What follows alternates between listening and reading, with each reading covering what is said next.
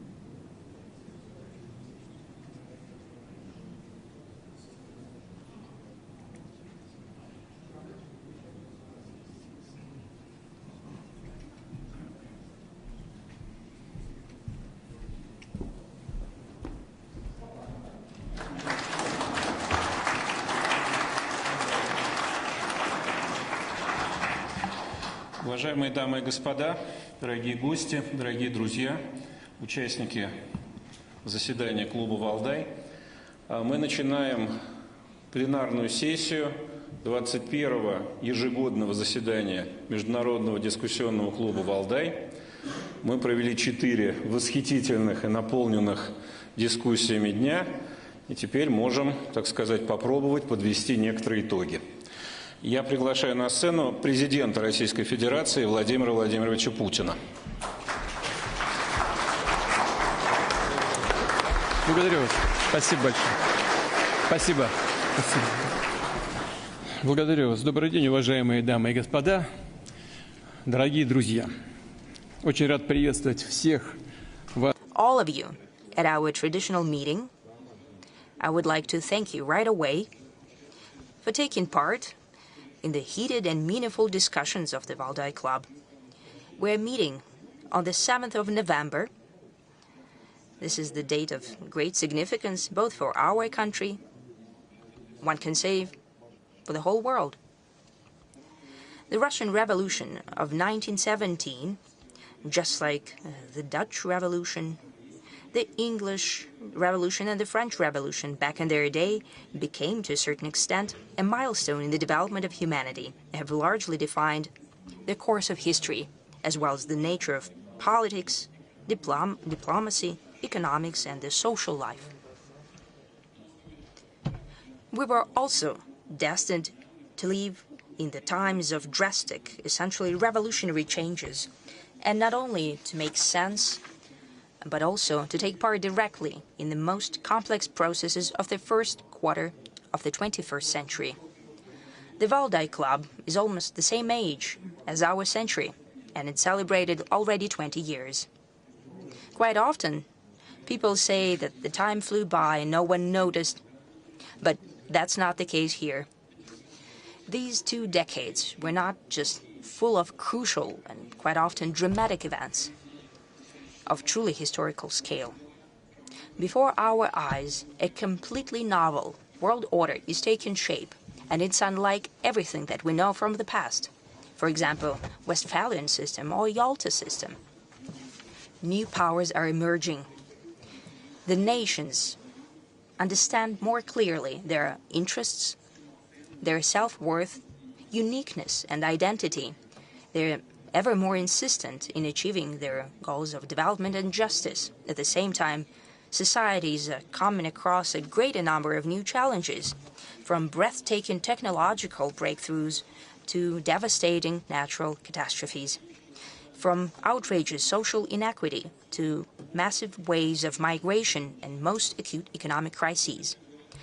Experts are talking about the threats of new regional conflicts and global epidemics, about complex and ambiguous ethical aspects of interaction between the human and the artificial intelligence, on the way traditions and progress combine with each other. Some of these issues we used to forecast during our meetings and discussed in detail in the Valdai Club. And some of the issues, well, we have intuitive presentiments about them, hoping for the best, but not ruling out the worst-case scenario. Some things became a complete surprise for everyone, because the current world is so unpredictable and dynamically changing. If we take a look back 20 years ago and look at the scale of changes and project the scale in the future, we can assume that the next 20 years will be more, no less, but rather more complex. But how much more will depend naturally on a number of factors. And in order to analyze them and try to forecast something, I believe that's the reason why you gather here at the Valdai Club. To a certain extent, the moment of truth is coming. The previous world order is irreversibly becoming a thing of the past. One could say has become a thing of the past, and the shaping of the new world order is become the scene of uncompromising fight. Uncompromising, first and foremost, for the reason that it's not even the battle for power or geopolitical influence. It's a clash of the very principles that would be the foundation between the relation, for the relation of the countries at the next historical stage. And its outcome will define whether all of us jointly can build a world that would allow everyone to develop and to solve the outstanding contradictions based on mutual respect of cultures and civilization without coercion and use of force. In the end, can the human society remain a society with its ethical and humanistic principles? Will a human remain a human? It seems that there is no alternative to it. But just at the first glance, unfortunately, there is an alternative to this. That is the descent of humankind into the abyss of aggressive anarchy, internal and external schisms, loss of traditional values, new forms of tyranny, essential abandonment of classic principles of democracy, basic rights and freedoms. More and more often, democracy is interpreted as the power, as the rule not of majority but of minority.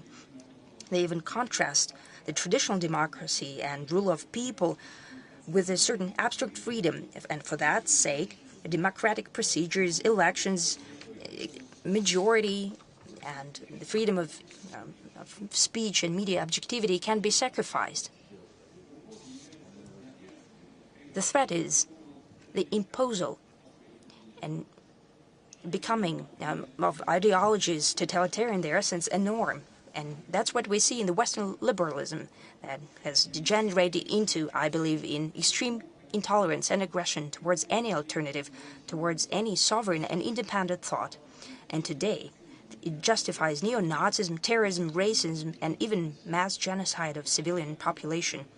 In the end, that's international conflicts and clashes that might bring about mutual destruction, because the weapons capable of doing that already exists, and it's constantly being improved. It acquires new forms as the technologies develop, and the club of the countries that possess such weapons is becoming wider, and no one can guarantee that in case of avalanche-like increase in threats and final deterioration of legal and moral norms, it would not be used. I have already said that we've come to a dangerous line, and calls of the West to deliver strategic defeat to Russia, a country with the largest arsenal of nuclear weapons, shows extreme adventurism of the Western politicians, at least some of them. Such blind faith in their own impunity and exceptionalism might turn to a global tragedy. At the same time, the previous hegemons used to ruling the world back from colonial times learn, and more often to their surprise, that no one is listening to them. The attempts to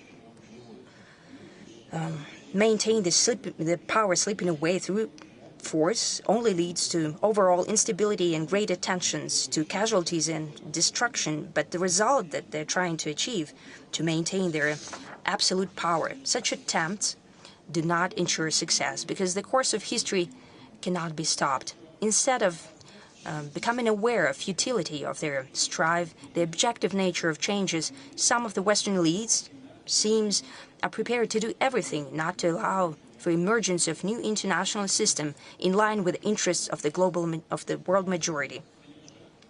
The policy of the US and their allies in the past years is more and more prominent through the principle, if I can't have it, no one will.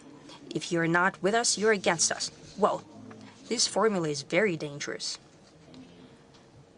because here and in many countries of the world, there is such a saying that you reap what you sow. The chaos and systemic crisis is already in full swing in those countries that are trying to conduct such a policy.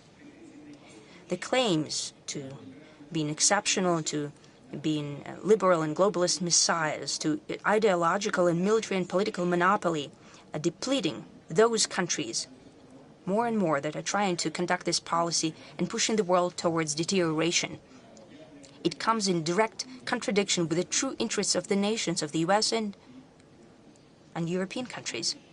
I'm sure that sooner or later the West will understand that, because the foundation of its former great achievements was always the pragmatic and sober approach, based on very harsh and at times cynical but rational evaluation of what's happening in their own capacities. And here I'd like to highlight once again, unlike our opponents, Russia does not perceive the Western civilization as an enemy. It does not raise the question, us or them. Who's not with us, he's against us. We never say that. We don't want to pontificate to anyone. We don't want to impose our worldview on anyone. Our position is an open one, and it's the following. The West has accumulated, indeed, tremendous human, intellectual, cultural, and material resources, thanks to which it can successfully develop, remaining one of the crucial elements of the world system. But it is precisely one of, together with other actively developing countries and states and groups of countries, the notion of hegemony in the new international sphere is off the table. And when Washington and other Western capitals become aware of that and recognize this cold, hard fact, then the process of building of the global system in line with the challenges of the future will finally enter the phase of true constructive building. I hope to God that it will happen as soon as possible. It is in common interests, also in the interest, and first and foremost, in the interest of the West. As of now, everyone who is interested in the creation of a just and viable world have to spend too much effort on overcoming the destructive actions of the West, clinging to their own monopoly. It's apparent that it's happening, and everyone can see that. In the West, in the East, in the South, and everywhere. They're trying to keep their power and monopoly. These are apparent things. These efforts could have been directed with much greater use and result to solving common problems that indeed concern everyone. Demographic problems, social inequality, climate change, food security, healthcare, new technologies. That's what we could think about it. What we all truly need to work on. Today I will allow myself several philosophical asides, since this is a discussion club. Then I hope that will follow in the vein of the discussions that were happening here before. I have already said that the world is changing drastically and irreversibly. It is unlike the previous version of world order.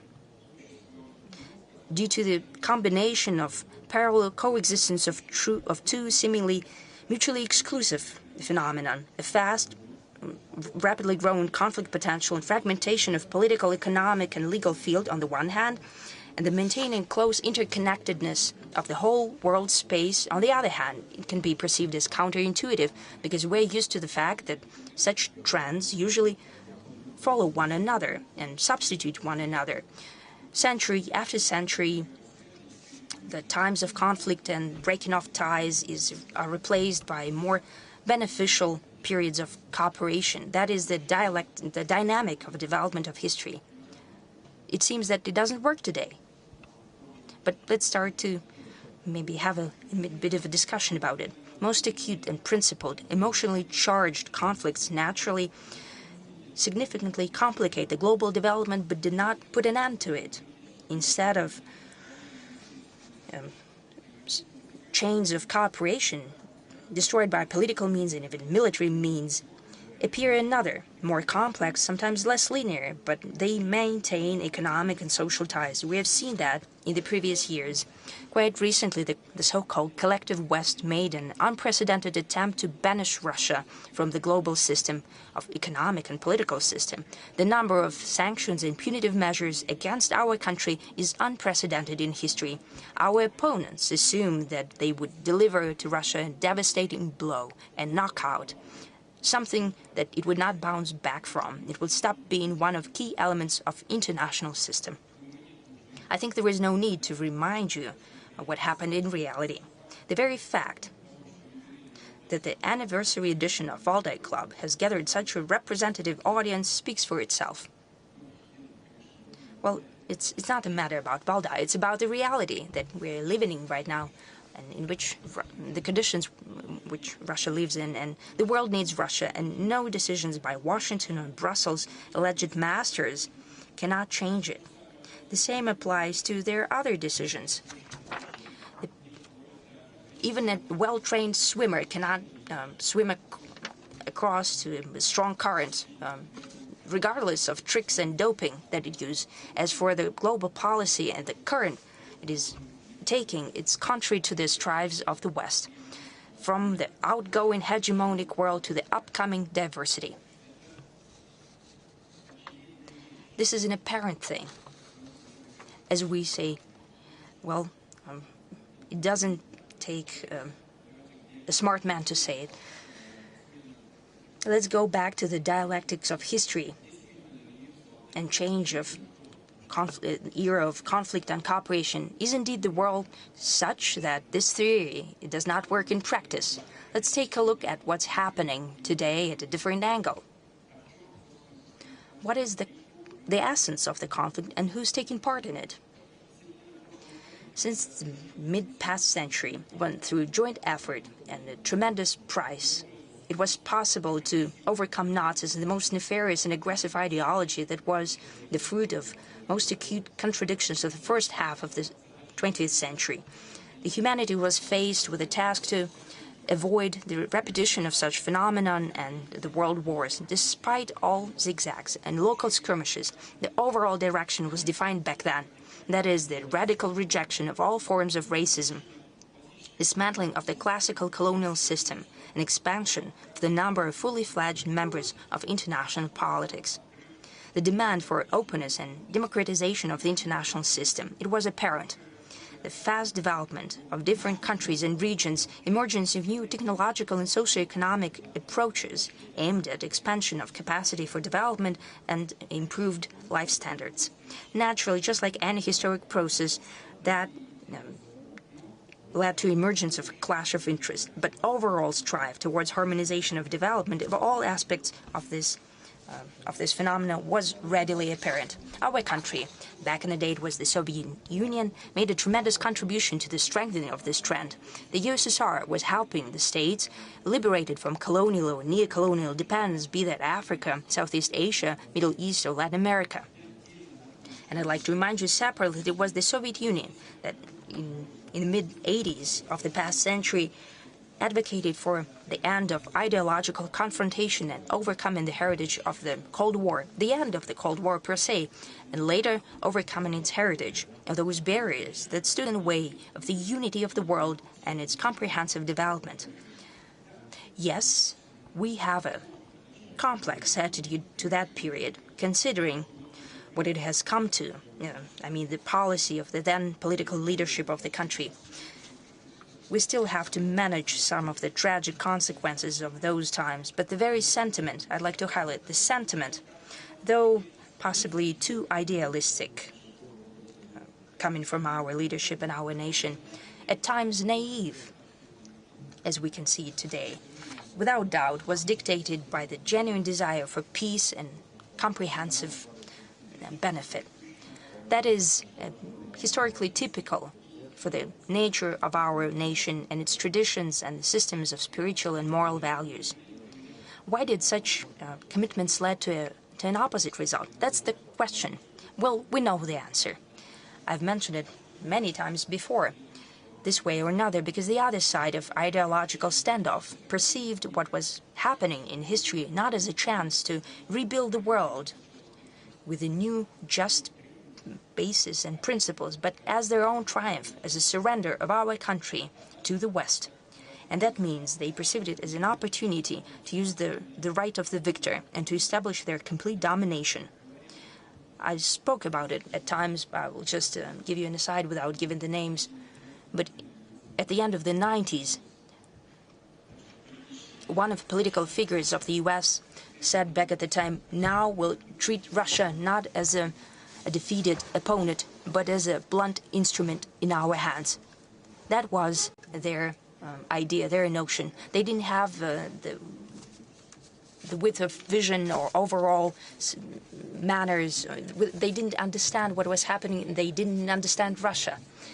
The way the West falsely and to their own benefit interpreted what it believed to be the outcome of the Cold War, the way it started to retailor the world for itself, its brazen and unchecked geopolitical greed. These are the true reasons for conflicts of our historical era, starting with the tragedy of Yugoslavia, Iraq, Libya, today of Ukraine and the Middle East.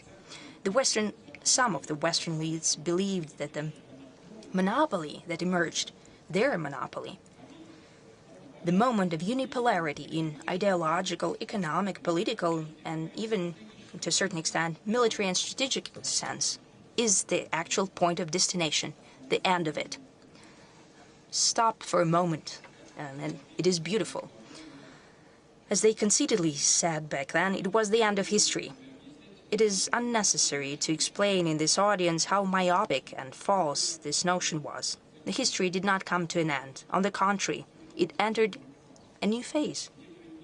It's not about the fact that some nefarious enemies, competitors, saboteurs stood in the way of the West in establishing their system of global power. Let's speak frankly. After the USSR disappeared and the model of Soviet socialist alternative disappeared as well, many in the world first believed that the monopolist system is here to stay, almost forever. And they just need to adjust to it. But it started to crumble on its own under the weight of ambition and avarice of the Western elites. And when they saw that even within that system that they have tailored to their own needs, after the Second World War, naturally, we have to admit it, the victors created the Yalta system for their own needs, and after the Cold War, the alleged victors in the Cold War started to tailor the world for themselves, adjusting the Yalta system. That's the issue. The system that they created by their own hand is now successfully being used by others. There are now new leaders within that system. Naturally, they started to correct and tweak the system that they have created for their own good, and they started to violate the very rules that they spoke about yesterday. They started to change the rules set by themselves. So what kind of conflict do we see today? I'm convinced that it's not the conflict of everyone against everyone, caused by the violation of certain rules that we have been quite often told about from the West. Not at all. We see the conflict between the overwhelming population of the planet that wants to live and develop in an interconnected world of tremendous number of opportunities, and the global minority concerned by one thing, as I have already said, maintaining their domination. And to that end, it's prepared to destroy the achievements that became the result of long-term development towards a comprehensive global system. But nothing will come of it, as we can see. Nothing doing. At the same time, the West itself is hypocritically trying to convince all of us that what's at stake is everything that humanity achieved after the Second World War. Nothing of the sort. I've just said it. Both Russia and an overwhelming majority of the countries are indeed trying to strengthen the spirit of international progress and strive towards sustainable peace that was the core of development since mid-past century. At stake is the very different thing, the monopoly of the West that emerged after the dismantling of the Soviet Union, that was acquired for a time during the end of the 20th century. Yet again, I like to highlight, and everyone present here understand that any monopoly, as we know from history, comes to an end sooner or later. There could be no illusions here. A monopoly is a bad thing, even for the monopolists themselves. The policy of the elites of the collective West, of a powerful but rather a limited club, as for the number of participants, is not looking forward, not aimed towards constructive building, but it's looking backwards, trying to maintain advantage. Any sports fan, not even talking about professionals in sports, in hockey, in all types of martial arts, they know that trying to simply maintain the advantage is always a losing game. Going back to the dialectics of history, we can say that parallel existence of conflict potential and the strive towards harmony is naturally unsustainable. The contradiction of the era sooner or later will come to a head through a synthesis and a transition to a new quality. When we enter this new phase of development and building of new global architecture, it's important for all of us not to repeat the mistakes of the end of the past century. As I've said before, back then, West tried to impose on everyone there, I think, a deeply amoral model of exiting the Cold War, wrought with new conflicts. The emerging multipolar world, there should be countries and nations that feel that they've lost. No one should feel discriminated against and humiliated. Only with that we can ensure a truly long-term conditions for comprehensive, just and safe development. The strive towards cooperation and interaction is now, without doubt, gaining the upper hand, overcoming most acute situations. We can boldly say that it is indeed the international mainstream and the course of events. Naturally, being at ground zero of tectonic shifts caused by sea changes in the global system, it's hard to forecast the future. But as we know, the general direction of change from hegemony to a complex world of multilateral cooperation, we can try to draw certain outlines of the future. Speaking at the Valdai Forum last year, I have spoken about 6 principles that we believe should be the foundation for relations at the new historical stage.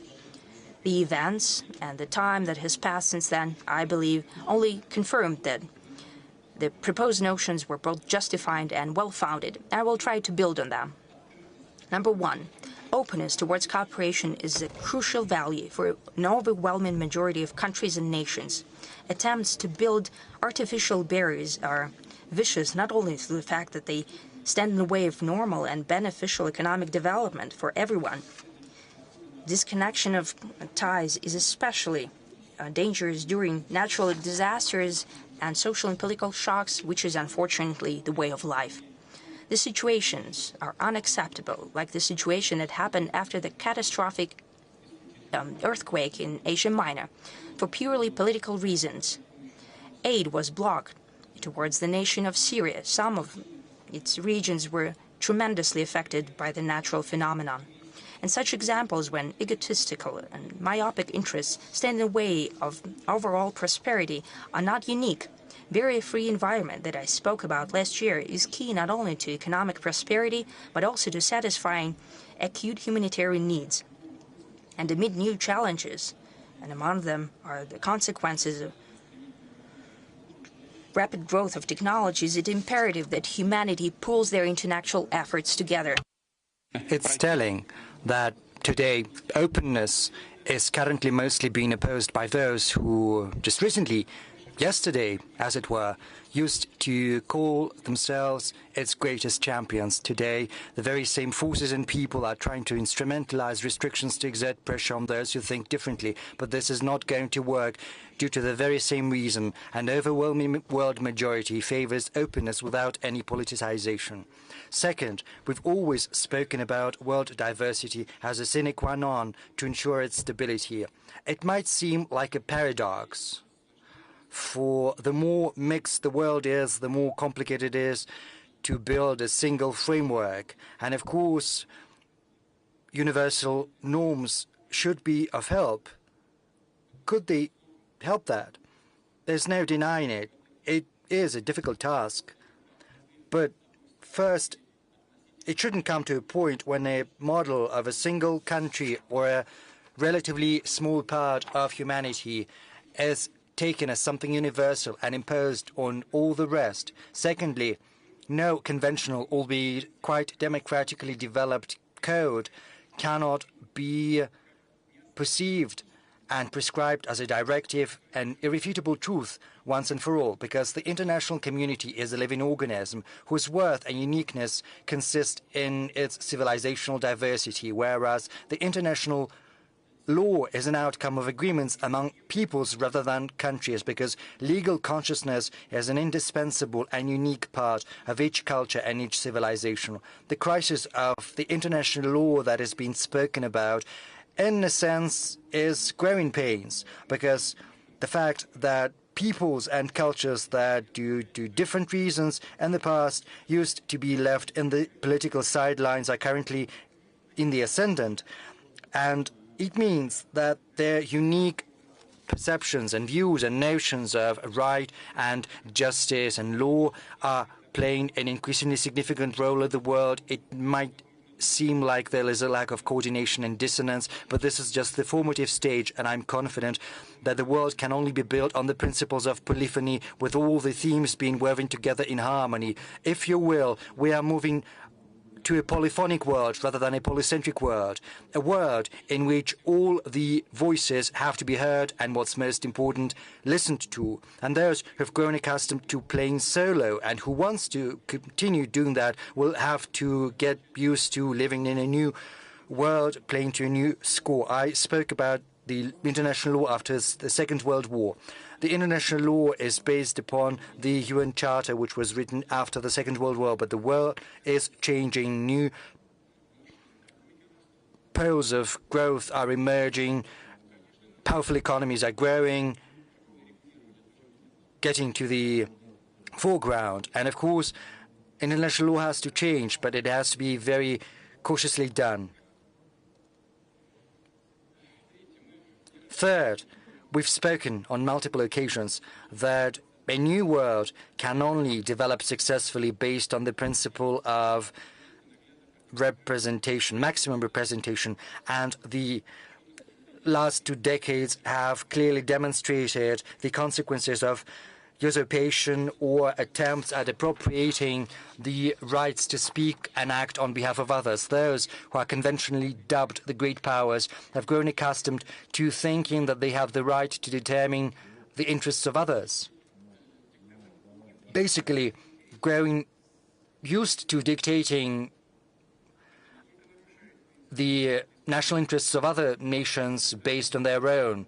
This is an undermining of the principles of democracy and fairness, and what's worse, it prevents us from genuinely addressing urgent challenges.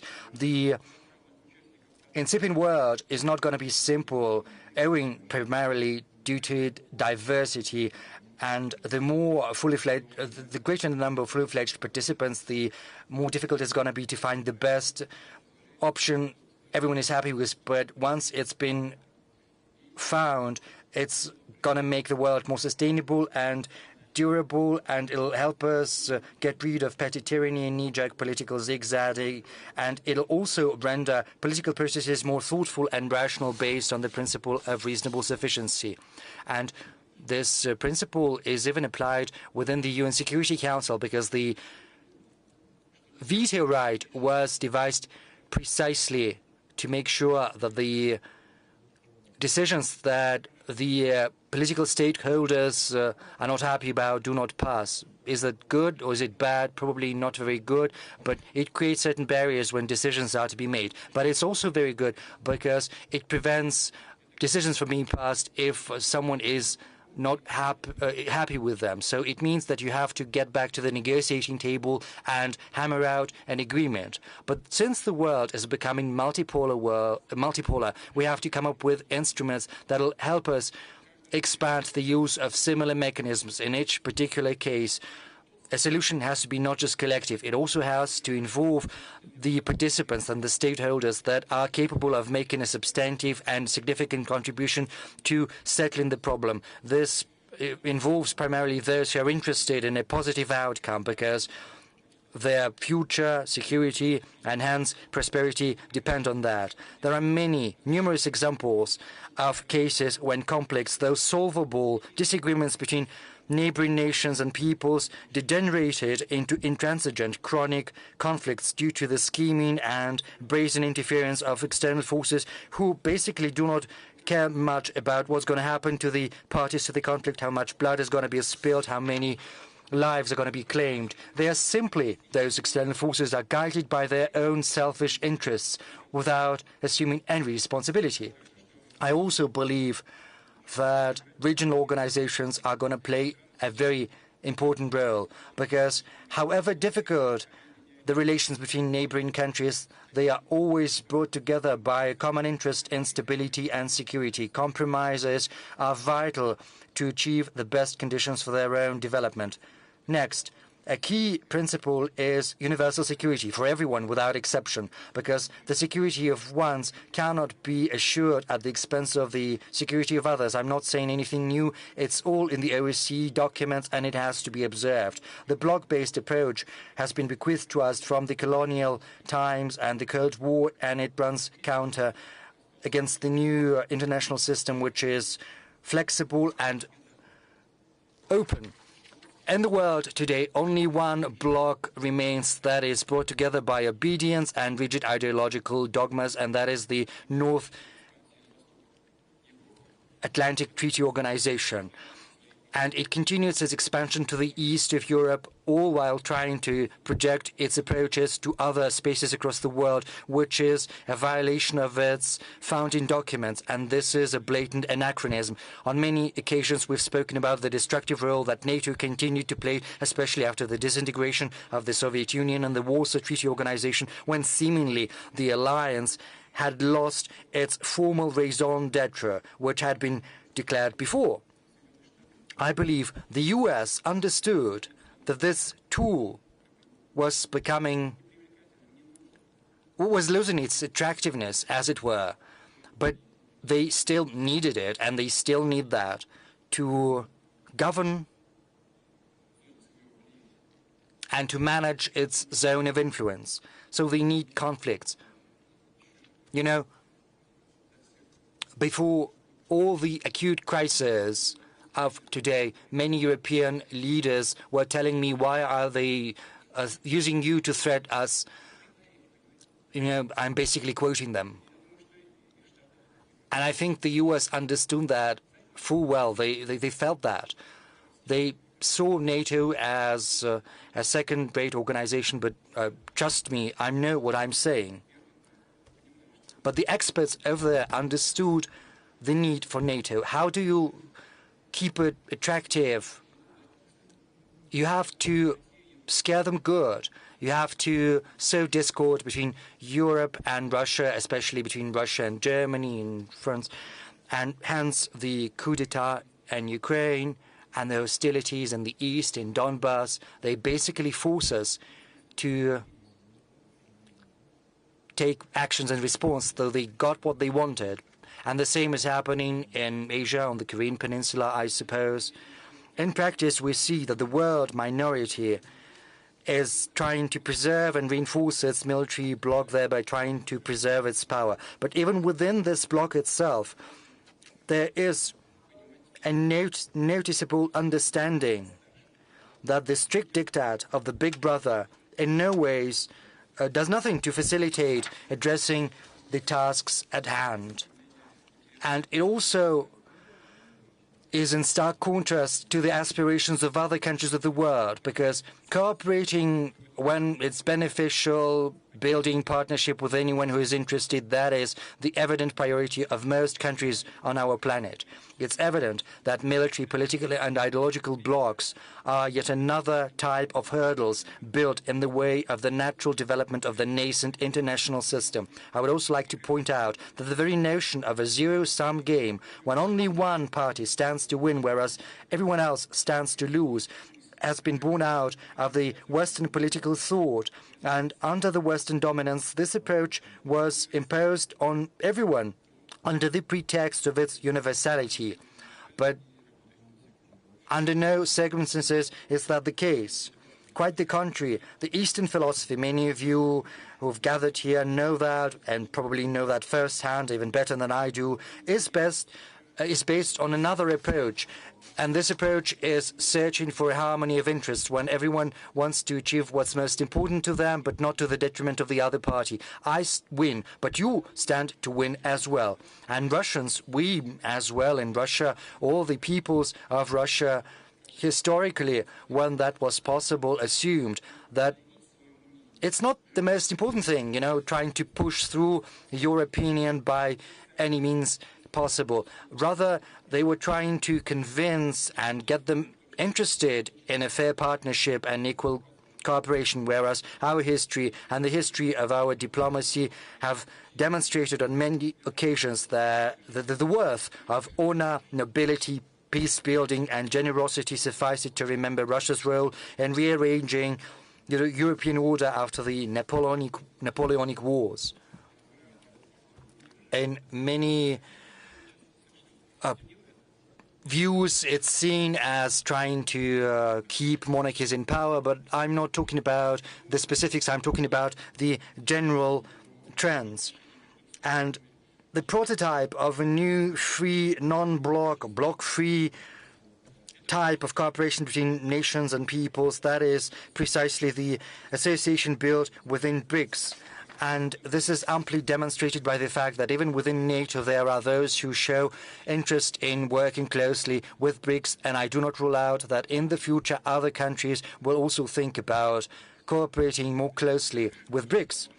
And this year our country held chairmanship in BRICS, and as you're aware, we've just recently held the summit in Kazan. I won't hide it, coming up with a coordinated approach among the countries whose interests diverge on many points is a tall order. Diplomats and other statespeople had to spare no effort and show a lot of tact, demonstrate the capacity to listen to one another to obtain the requisite result.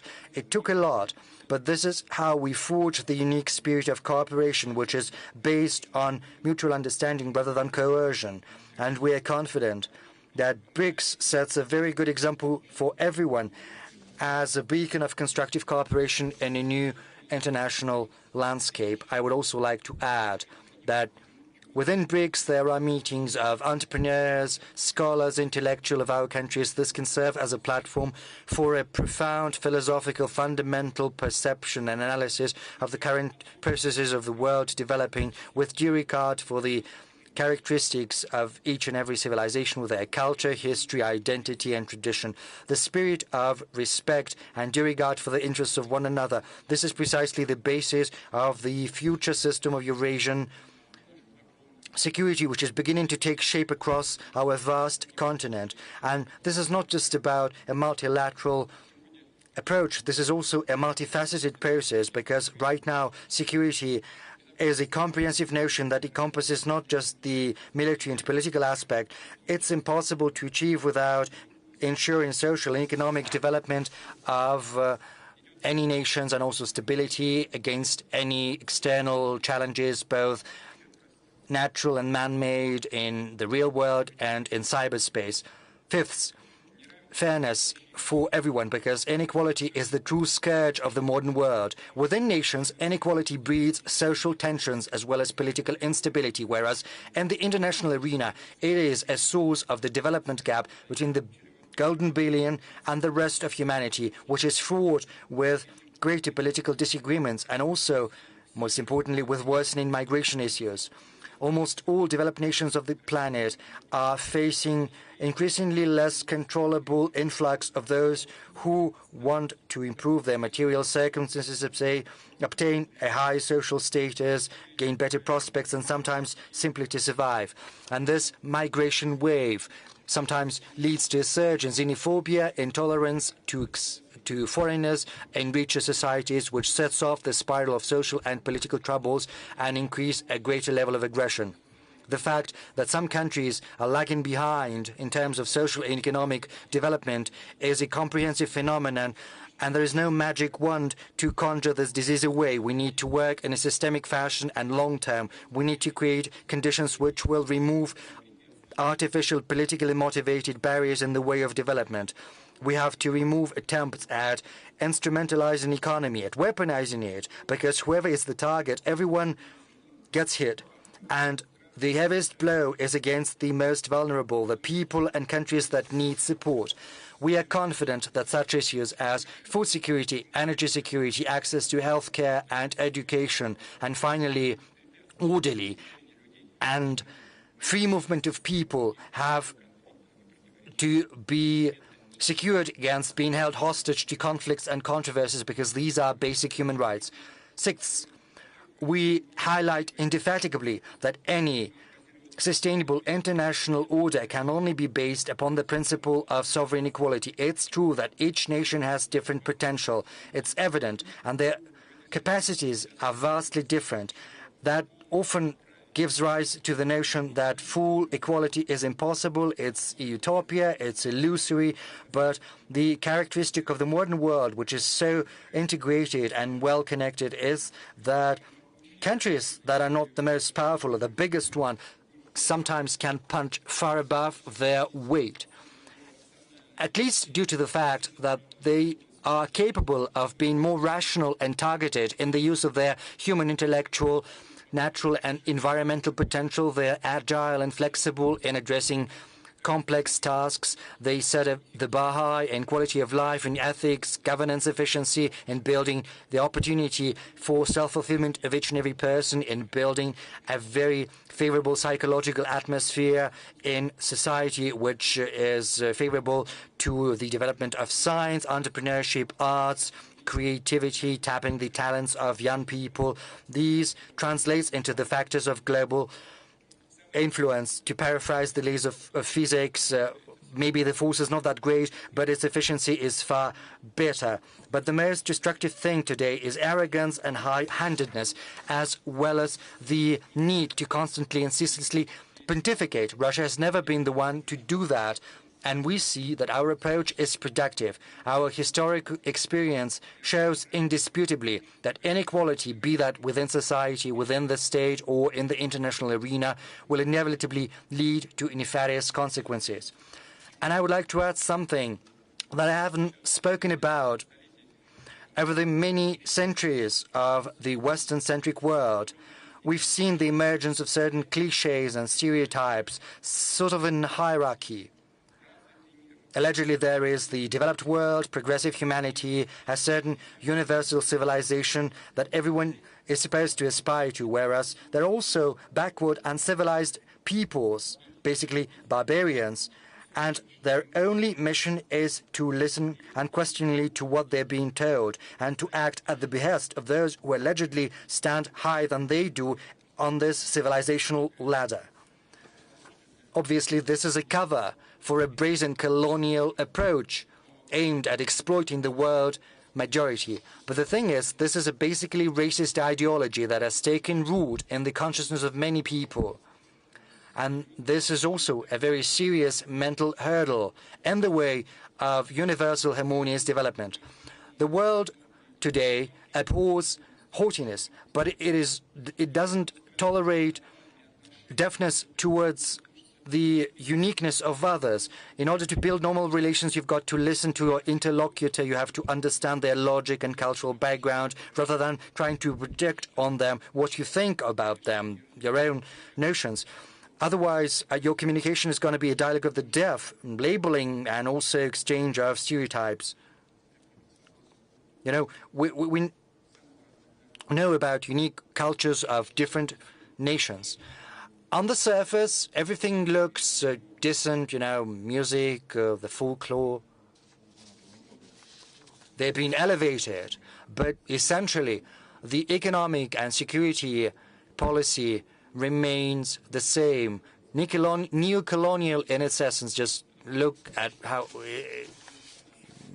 it works, because the Western economies are blocking everything, trying to pursue their own interests. I refer to the WTO example. They're trying to preserve their dominance for decades and centuries. We have to remember that everyone is equal in that everyone is entitled to their vision. No better or no worse than other visions, it's just theirs. And this is the basis for mutual understanding of our interests, as well as respect, empathy, ability to commiserate, to listen to the arguments and points of views of others, and not just to listen, but also to build your policies based on that. Because listening to others does not imply simply agreeing with everything and accepting everything. This is about recognizing the right of your interlocutor to have their own worldview. This is basically the first step in the quest for a harmony in your worldviews, because we have to learn to see diversity and differences as something precious and a source of opportunities rather than conflicts. And this is also about the dialectics of history. We understand, you and eye that the era of drastic transformations will lead to inevitable clashes of interests and shocks. Everyone is going to get to readjust to one another, and probably this interconnectedness of the world, rather than assuage differences, will exacerbate them, making them more jumbled, and the quest for a solution more difficult. Because over the many centuries of its history, humanity has grown accustomed to viewing the use of force as the last resort for resolving differences. Whoever is more powerful is right. Yes, sometimes this principle does work, and it does happen, and a lot. Countries are forced to fend for their interests with up in arms, using all means at their disposal. But the world of today is becoming increasingly complex, and sometimes using force to address one problem will breed another problem, and other problems which are going to be even more grave. And we understand that our country has never been the one to initiate the use of force. We only are forced to do that when it becomes clear that our opponent is acting aggressively and is not willing to listen to any type of argument. And whenever necessary, we will take any measure we need to and have to do to protect Russia and our citizens, and we will always achieve our goals.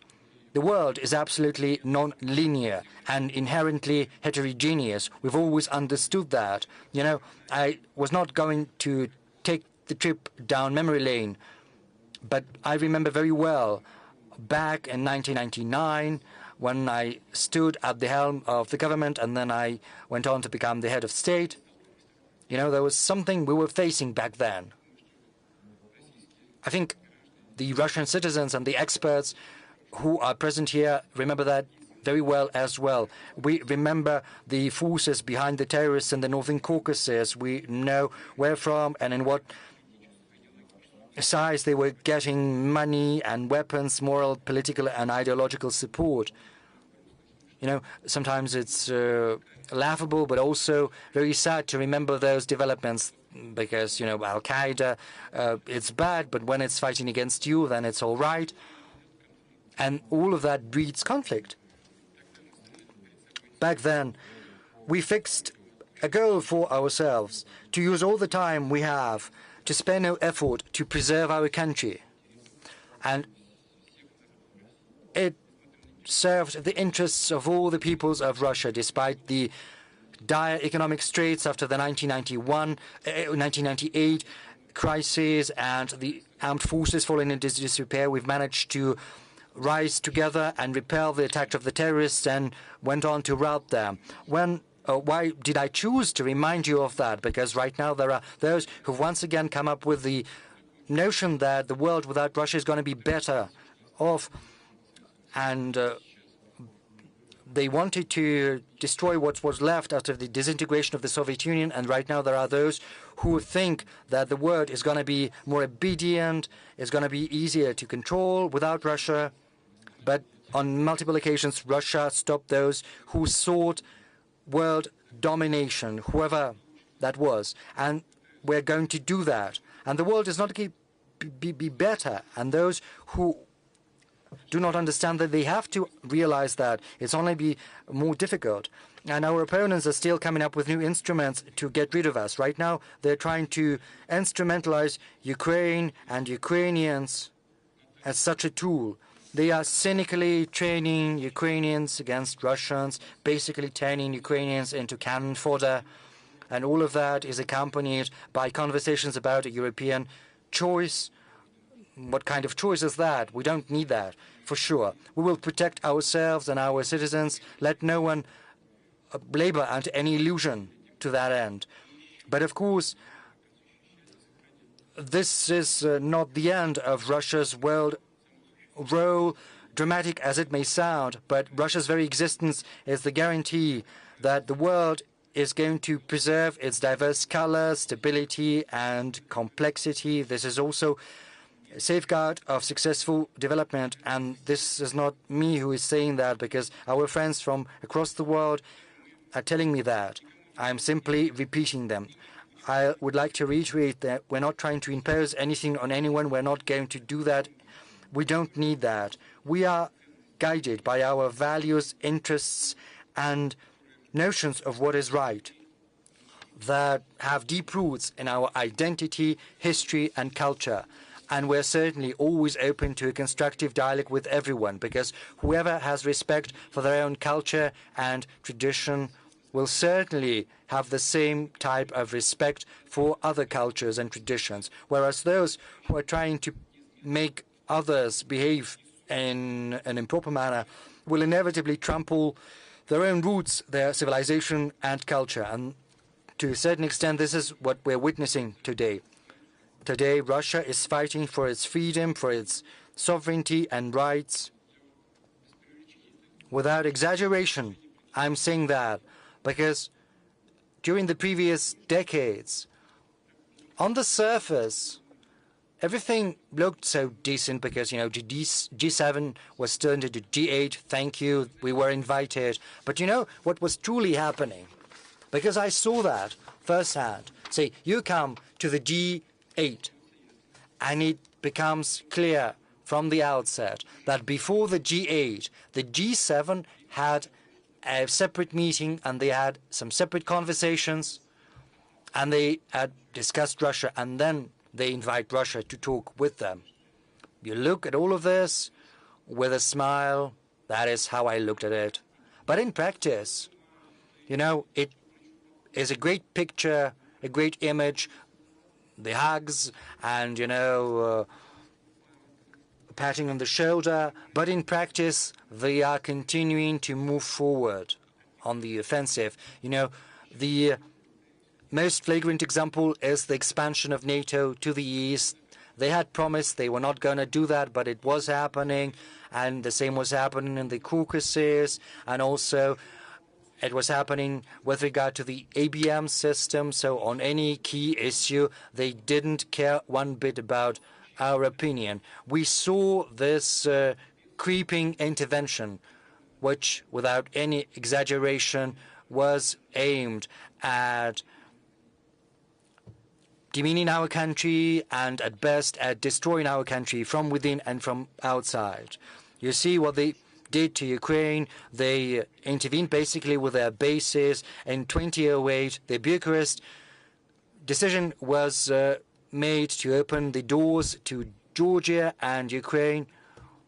Where did that come from? Had there been any difficulties in the world affairs? Yes, we did have had some disputes with Ukraine with regard to the gas prices, but we did manage to arrive at a solution. Why did they need to create conditions for a conflict? Because it was crystal clear what the consequences were going to be. But they didn't stop at that. They were trying to project their influence across our historic territories. They were supporting the regime which had clear pro-fascist tendencies. So it wouldn't be an exaggeration to say that and to repeat that. We are not simply fighting for our own freedom and our sovereignty and our rights. We are also fighting for universal rights and freedoms. We are fighting for the chance for every country to develop on the basis of sovereign equality. And this is the mission of our country. And everyone needs to understand there's no use trying to exert pressure on us.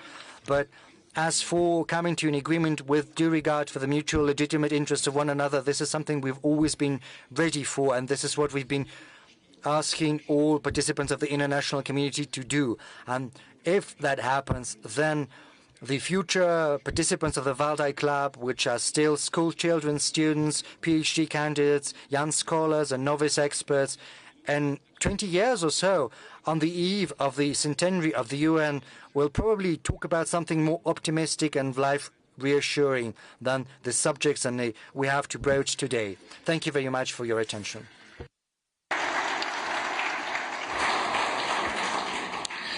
Thank you very much, Mr. President, for such an extensive and voluminous depiction of the world and of Russian views on it.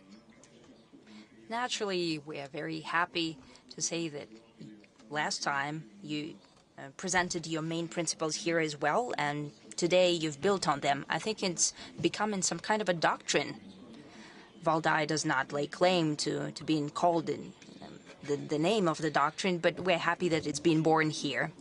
Mr. President, many topics that you've touched upon were discussed here at the 21st session.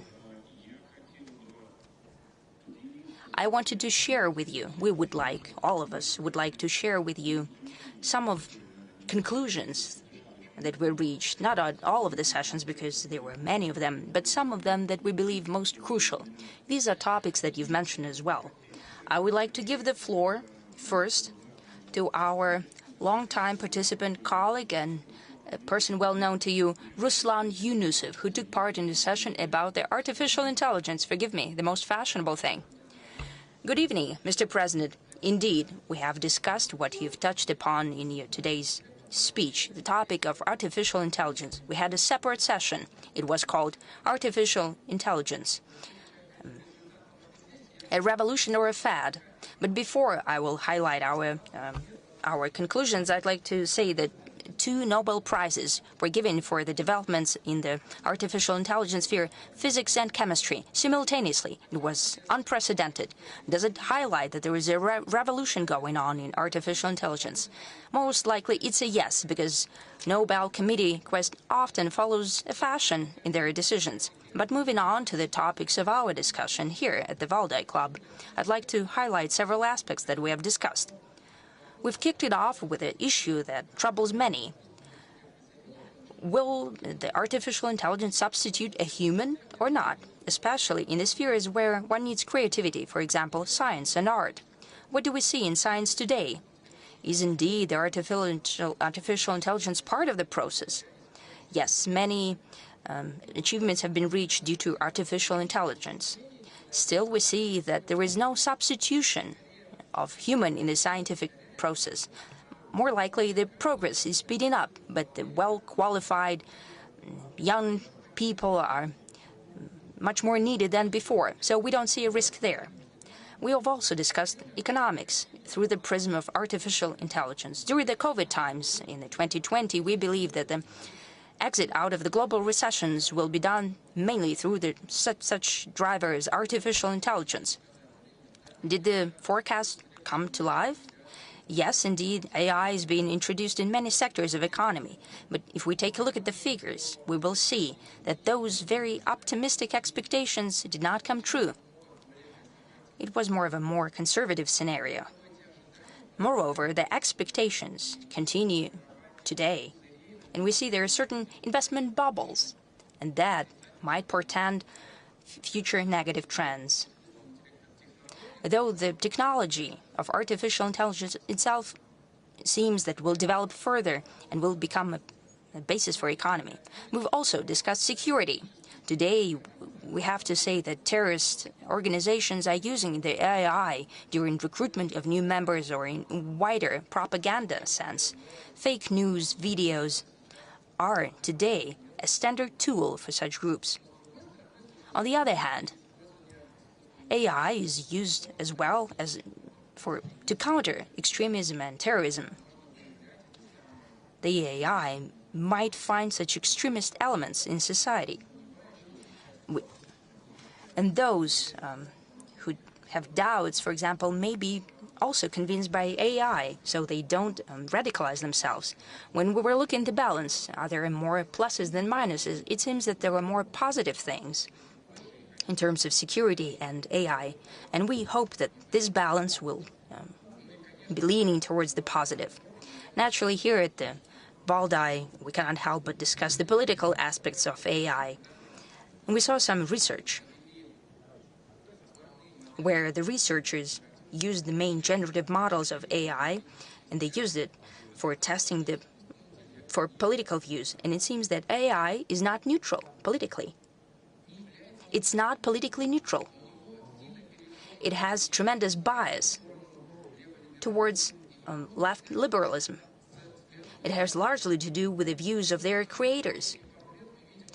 And in the past few years, we see that the learning of AI is being done through synthetic data rather than real-life data, and that also makes the views of such models more radical. In the coming next years will receive the first university alumni that have used AI during their studies. Before, we're looking at different theses,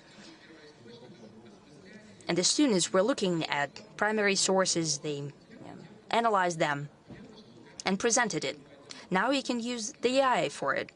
It is clear that the quality of learning is decreasing, but much more nefarious is this an indirect impact of AI, which shapes their worldview and incepts them with ideology, which is now being shaped in Russia, from over the ocean and abroad.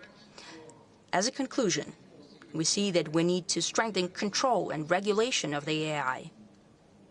At the same time, if we follow the prohibitive measures,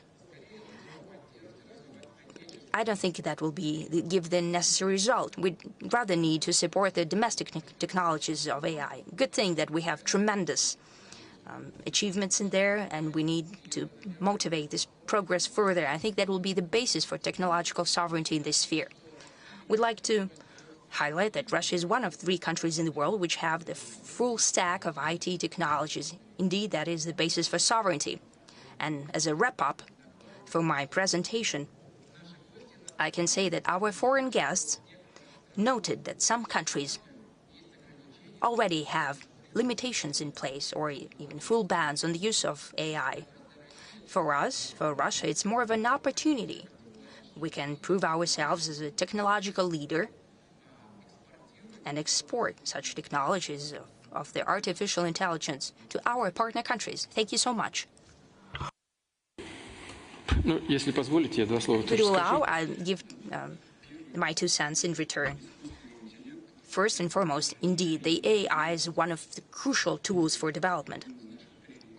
One of our priorities, first and foremost in economy, but in other spheres as well, in the use of big data. Indeed, that is the development of the artificial intelligence. Considering that we have a great deficit of labor force, 2.4% is our unemployment rate. That means it's basically a deficit of labor, and we see that such issues in the economic sphere can be done through the development of breakthrough technologies. For example, the use of artificial intelligence.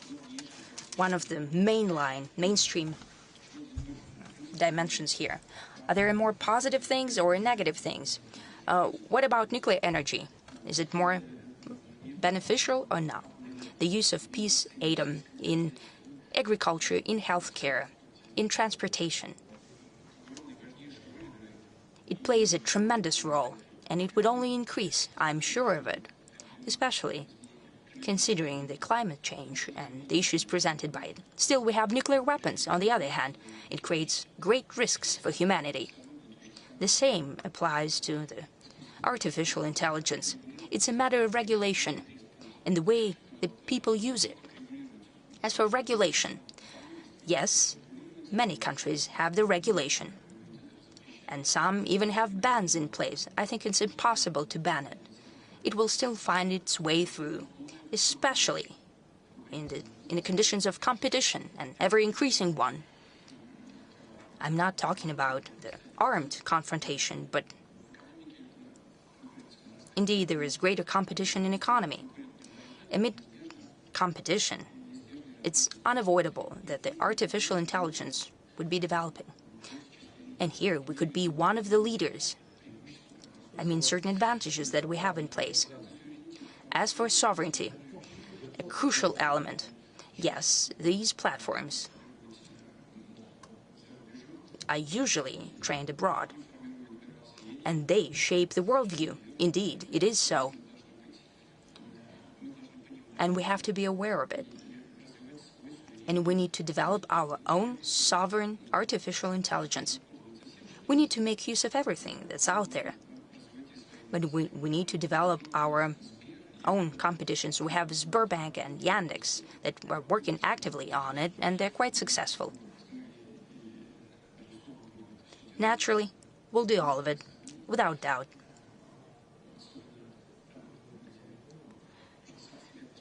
Especially when the AI reproduces itself. It's very interesting. and very promising. There are certain threats as well. We need to see them, to be fully aware of them, and to build our work accordingly. But as I have said, this is one of the most crucial directions of our joint work. When I say our work, I mean both the specialists in this sphere and the state and the whole society. Because there are a lot of moral questions here. We need to pay attention to it. You've also mentioned radical views that have been shaped by the AI. Yes, we need to counter that timely with our own view and point of view to all processes that are taking place in our society and the world. That's what we'll do together. Thank you so much for pointing it out. Thank you so much. We'll continue to analyze what's happening. Yes, you must.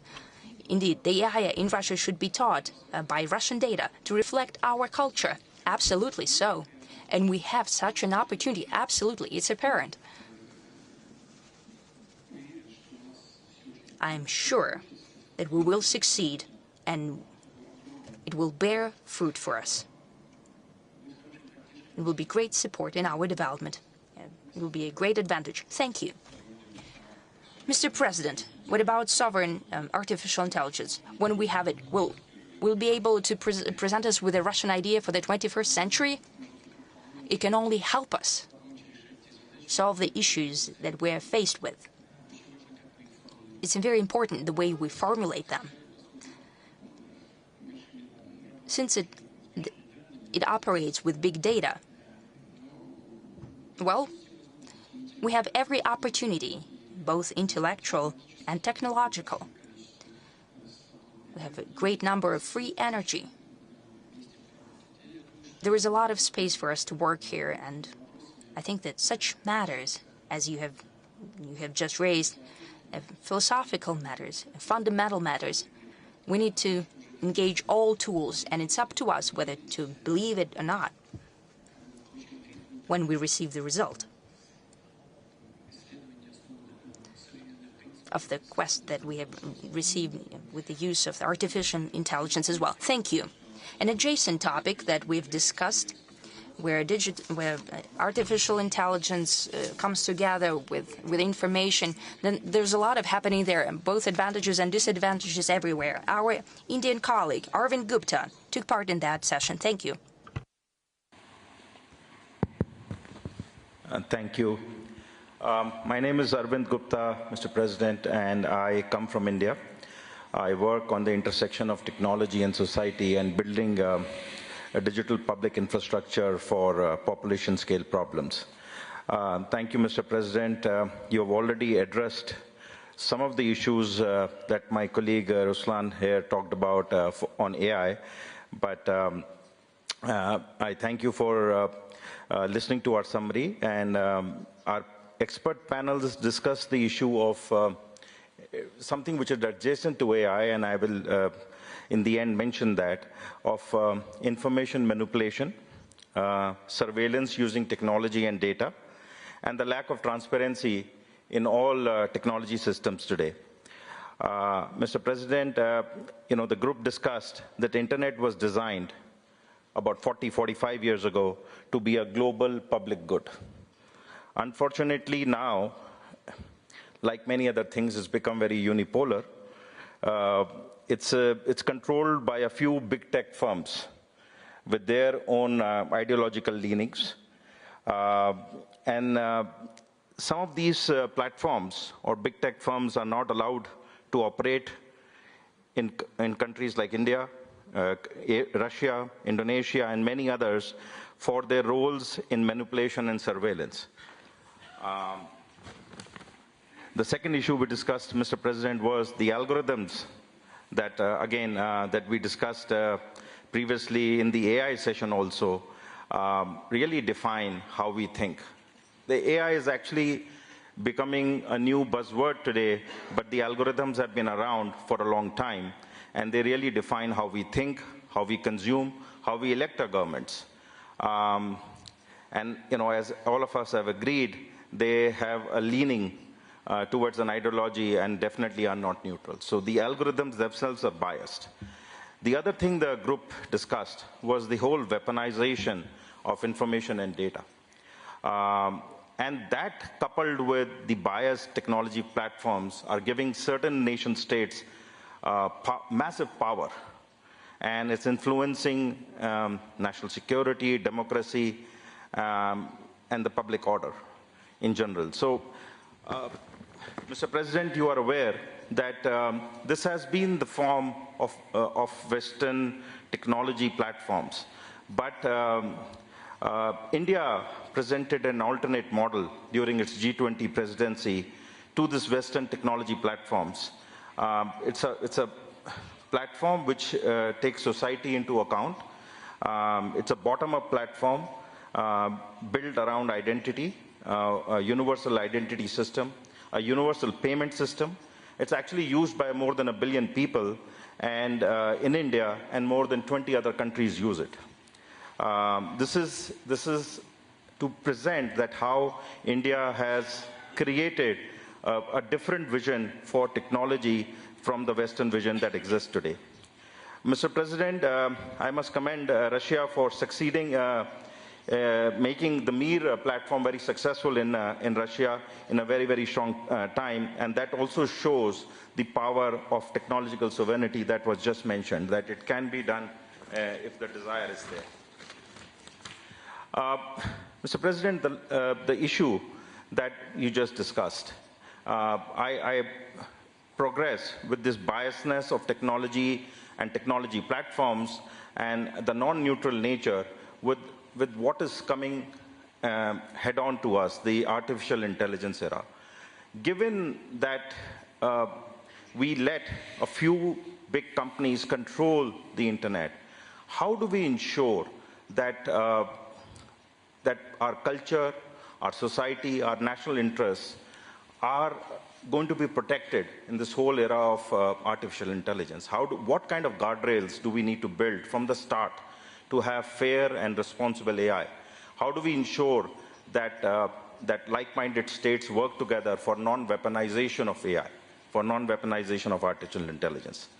And lastly, Mr. President, we would like to hear from you, how do we build trust in the information that we see in news and technology at large? And that was one of the most defining things that the group debated, and look forward to hearing from you. Thank you very much.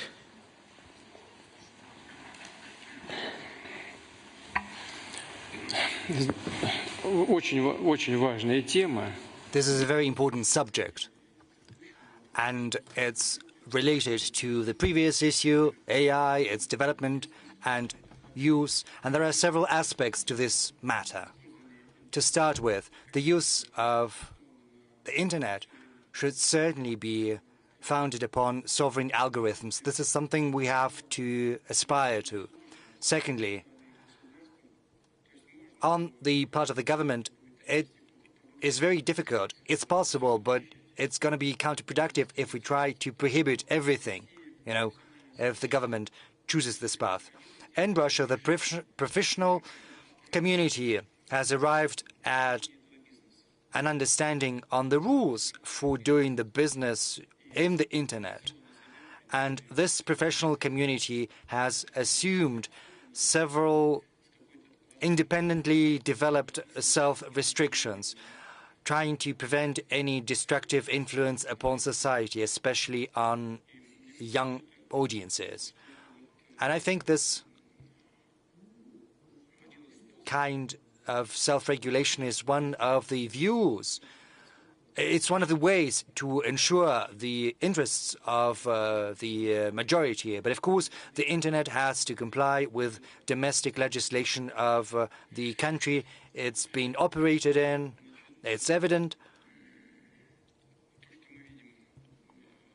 That said, we are witnessing manipulation of information. Unfortunately, this does happen, but I would like to reiterate, if the internet complies with domestic legislation, and it should be the case, then this will allow us to minimize potential negative consequences. I do understand the technological difficulties and restrictions. It's going to be a tall order, but if we choose this path of engaging with the professional community that sees where the threats might be coming from for society, then it's going to be a way for the professional community to address those threats on its own. But of course, the government should be willing to lend a helping hand. For such countries as Russia and India, this is a task that can be addressed. We have very good, top-notch specialists and experts. We've got very good schools of mathematics.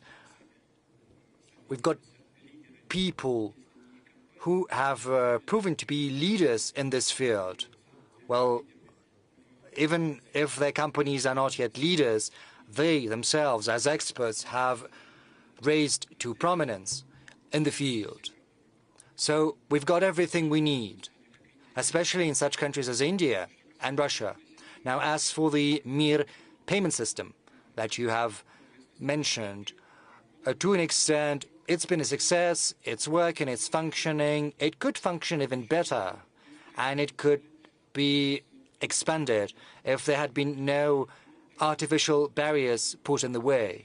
But even though these barriers are being built, Mir payment system is developing, and we're going to replicate this success. The issue of the internet, it has become a permanent fixture of our discussions. You said that the internet was created as a public good to serve the benefit of humanity. Well, of course, it was built for other purposes in the very beginning, but at a certain point in time, its goals changed.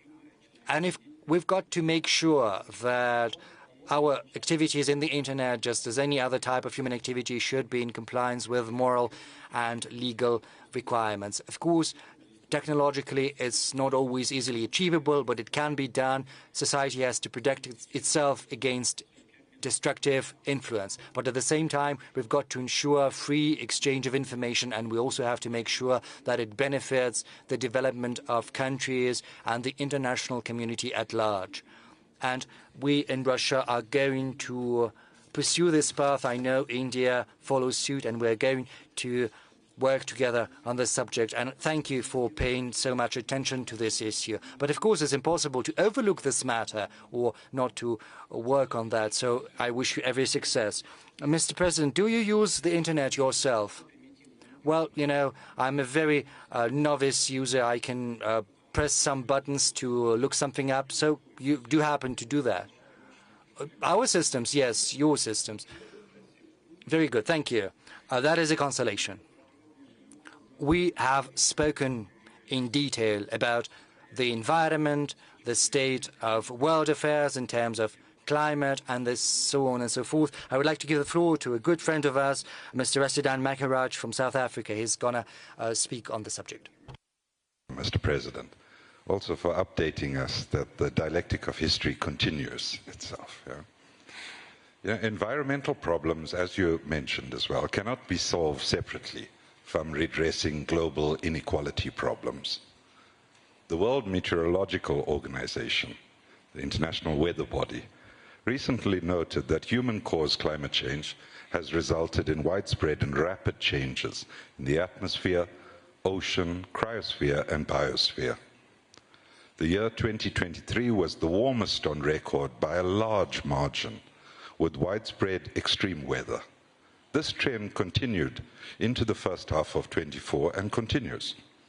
According to the WMO, the science is clear. We are far off track from achieving vital climate goals. The impacts of climate change and hazardous weather are reversing developmental gains and threatening the well-being of people and planet. Greenhouse gases and global temperature are at a record level, and the emissions gap between aspiration and reality remains high. The colonial and imperial phases of globalization largely established the current world systems, and they are essentially premised, as mentioned by you in various parts of your update, upon unequal exchanges between the global north, global south, or as we frame it, the global minority and the global majority. Some colleagues, Hickel and Associates working at London School, calculated that the global north extracts raw materials, land, energy, and labor worth approximately $10.8 trillion in 2015. Just that number could have ended extreme poverty 70 times over. Between 1990 until 2015, that 25-year period, the cumulative drain from the global south was approximately $242 trillion. It's abundantly clear. Unequal exchange is a significant driver of global inequality, uneven development, and ecological breakdown. Whilst his heroic struggles for national liberation challenged aspects of colonial and imperial subjugation, the institutional apparatus established after the Second World War or the Great Patriotic War have served to maintain the hegemony of the global north and specifically the advantages of the G7. The global COVID-19 pandemic exposed the structural flaws in our international system, while reminding us, as you've mentioned as well, that no one is safe unless we are all safe. Our collective scientific and technological competences, however, generated rapid solutions that helped us save lives. Notwithstanding, we are again witnessing attempts to weaponize intellectual property systems through restrictions on how knowledge is shared and against the transfer of technologies. These must be collectively resisted and condemned. All countries should seek wider and deeper cooperation and collaboration to accelerate the co-construction of knowledge, to enable just transitions from the unsustainability of the extractive exploitation without receiving the benefits of this value addition. Efforts at reforming international institutions that continue to facilitate the process of unequal exchange, however, generates more and more frustration and despair.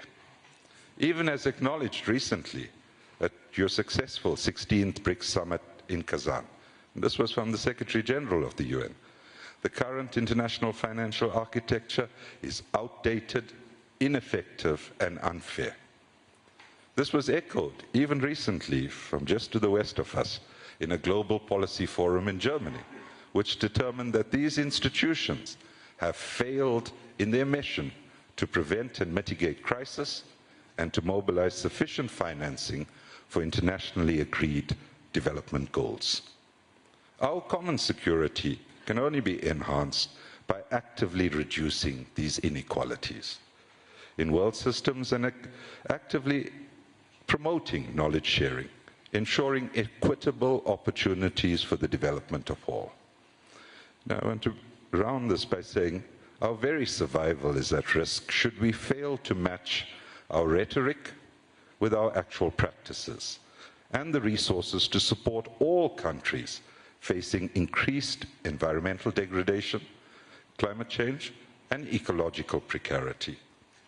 Enduring peace could be a collateral benefit of such progressive transformations. Thank you very much.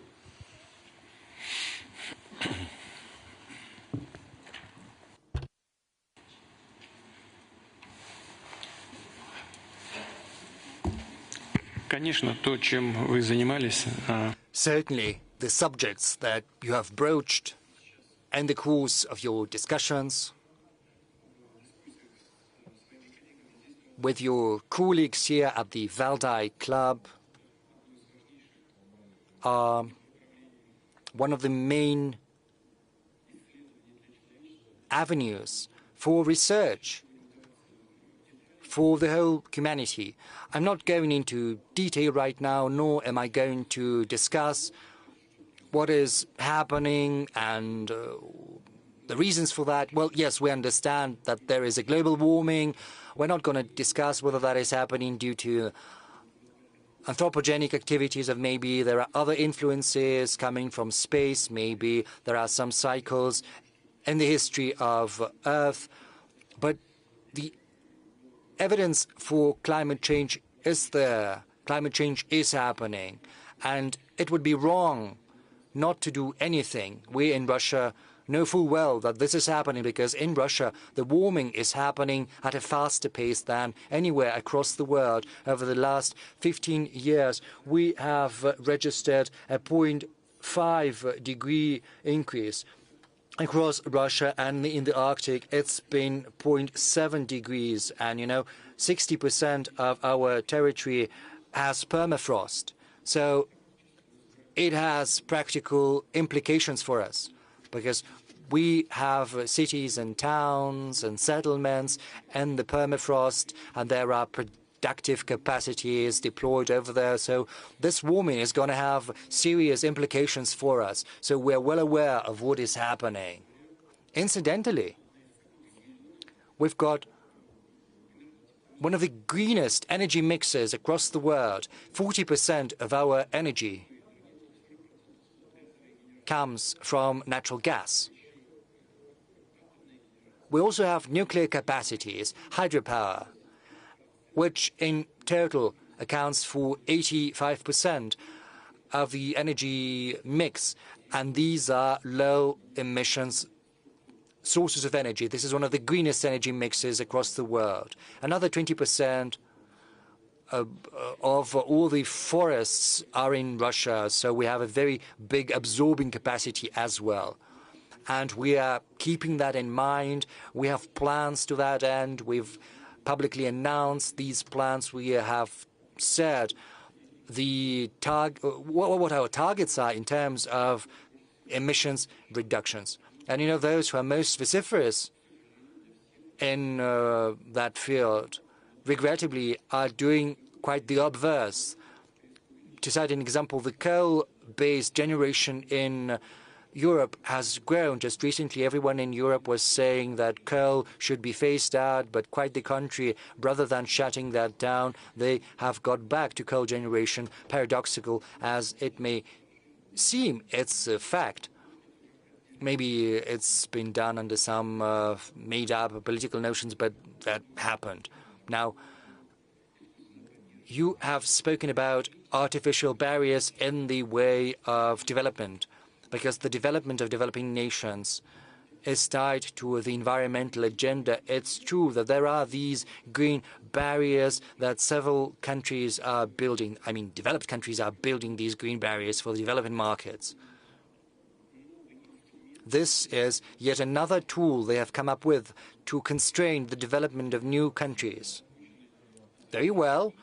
If you are so concerned about climate change and you are sincere in that concern, then you have to provide those countries who are willing to embark on the same path with sources of funding. Provide them with the technology they require to transition quite profitably to these technologies without suffering losses. Otherwise, they would be lagging behind the progress bandwagon. Otherwise, they are absolutely apt in saying that if you demand that we should transition to clean technologies right now, well, you are the ones who have polluted the atmosphere, and right now you demand that we should make a leap straight towards clean generation. But how are we supposed to do that? Or should we last our last dime to spend on technology we are supposed to buy from you and we have to pay you for? This is yet another instrument of neocolonialism. Give people a chance to live and develop. If you are sincere, and if you think that everyone has to think about climate change, then you have to provide the countries that need that with sources of funding and technology rather than trying to prevent this transfer of technologies. I think this is what you were alluding in when you spoke. And I agree with you. I concur with you fully. And the same goes for the financial system. I've spoken about that according to our experts, whom I trust implicitly. Even though the dollar is a world currency over the last decade, the U.S. has basically made out of thin air 12 trillion US dollars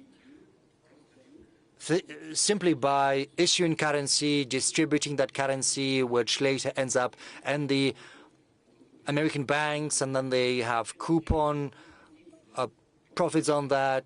So this is just money that has come out of thin air. And everyone has to remember that. And if you can print money and get revenue, extra revenue, well, this can be used as a source of funding for environmental agenda. Just share some of that money that has come out from nowhere to others. If you spoke about that or you meant that, then this is also something I can agree with completely. This is what we should be doing. This is the comment I wanted to make. There's a lot I could add, but this is the crux of the matter, as it were. Thank you. Mr. President, what about President Aliyev? Has he invited you to the climate conference next week? Yes, he has invited me. It's COP in Baku. Well, I've recently been to Baku, and President Aliyev and I agreed that Russia would be represented at a high level at this event. Well, it's going to be attended by the chairman of the Russian government, Mr. Mishustin. Well, that's incredible. Well, let's move to another subject that is of great concern to all of us, because we're international relations scholar. You've spoken about Eurasian security, and we've spent a lot of time discussing that. And the Valdai report, to a large extent, is dedicated to that. And we've got a very good session. And I would like to give the floor to our friend from Norway, Glenn Diesen. He's going to share the summary with you. My name is Glenn Diesen. I'm a professor of political economy from Norway. And as our panel was on Eurasian security, I would just like to outline three main points. The first was that the source of conflict today appears to be a conflict between unipolarity and multipolarity. Now, to a large extent, this represents a new phenomenon in international affairs. As in the 19th century, we had the United States as a dominant maritime power in conflict with the Russian Empire as the dominant land power. In the 20th century, we had the United States as the dominant maritime power against the Soviet Union. And in the present time, it's somewhat different, as we have United States, again, as the dominant maritime power. But on the Eurasian continent, we're now seeing the emergence of multipolarity, which also presents a lot of new opportunities, because even the largest economy, China, doesn't really have the capability, or it doesn't even display the intention of attempting to dominate this continent. Instead, we see initiatives being put in place for a multipolar Eurasia. So this puts us, therefore, in a conflict between a unipolar system attempted to be restored by the United States versus a multipolar system. And the global majority seems to obviously prefer the multipolarity, which is why I think BRICS has been such a great attraction to many countries. However, in our discussions, we also discovered a consensus that there was some concerns, or at least a desire for Eurasia to be an anti-hegemonic movement as opposed to being anti-Western, as the objective should be to harmonize interest and end this era of bloc politics, as opposed to Eurasia merely becoming a bloc. And again, the attraction of BRICS countries towards these Eurasian formats largely rested on this idea that we could overcome the bloc politics rather than succumbing to it. The second point we had was that the appeal of Eurasia is also, to a large extent, the multi-vector foreign policy. This is the ability to diversify economic connectivity with all the major poles of power. And this is seen as a necessity to, a requirement to have more political independence, to have more autonomy in foreign policy, and not merely be a spectator in international affairs. And yet again, this is why most countries do not want to choose between competing blocs, but instead find a way of harmonizing. And again, the global majority wants Eurasian multipolarity, as this is a requirement for genuine multilateralism and not the false one, which has often been promoted under Washington.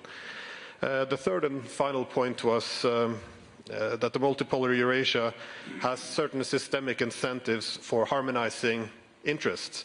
Because the great powers in Eurasia, they have somewhat different formats for Eurasian integration. They have different interests. We can see this also with Russia and China, but we also see that none can really pursue their objectives or formats for integration without cooperation with these other centers of power. So this creates incentives to harmonize interests, and it seems that this is also what has made BRICS successful. As I remember a decade ago, many people expected Central Asia to be a clash point between China and Russia. Instead, we see it becoming an area of cooperation instead. So this gives optimism to other parts of Eurasia as well. And this is drastically different from the alliance system, which is usually used to advance unipolarity. In your own speech, you refer to the imperial impulse of dividing countries. So under the alliance system, there's always an interest in having division between China and India, between the Arabs and the Iranians, between Europe and Russia, simply because this helps to divide the region into dependent allies and weakened adversaries. So, yes, so in the spirit of harmonizing interest, I also had a question premised on the inability we've had in Europe to establish a mutually acceptable post-Cold War settlement after the Cold War. And I think this has been a source of many of our tensions. We never established a system based on indivisible security. Instead, we returned to bloc politics and abandoned some of the hopes we initially had in the early 90s by instead going with NATO expansion. So my question was if Eurasian multipolarity can offer a different format for cooperation between Russia and Europe as well. I ask this because I had a few years ago a book with the title Europe as the Western Peninsula of Greater Eurasia, and I was wondering on your opinions if you see any possibility for such a path forward. Thank you.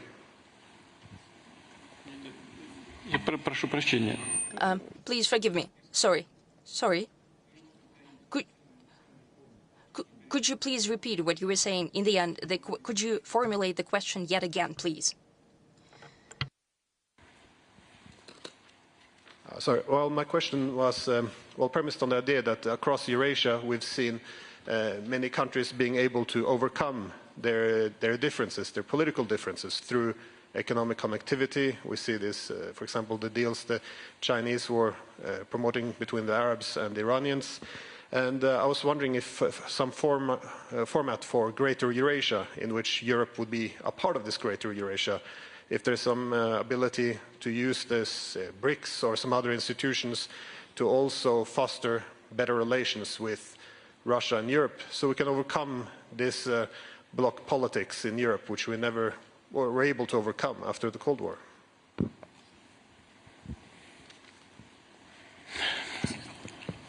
Вы знаете, после того, как холодная война закончилась, after the Cold War ended, there was a chance to overcome this bloc thinking and the bloc politics.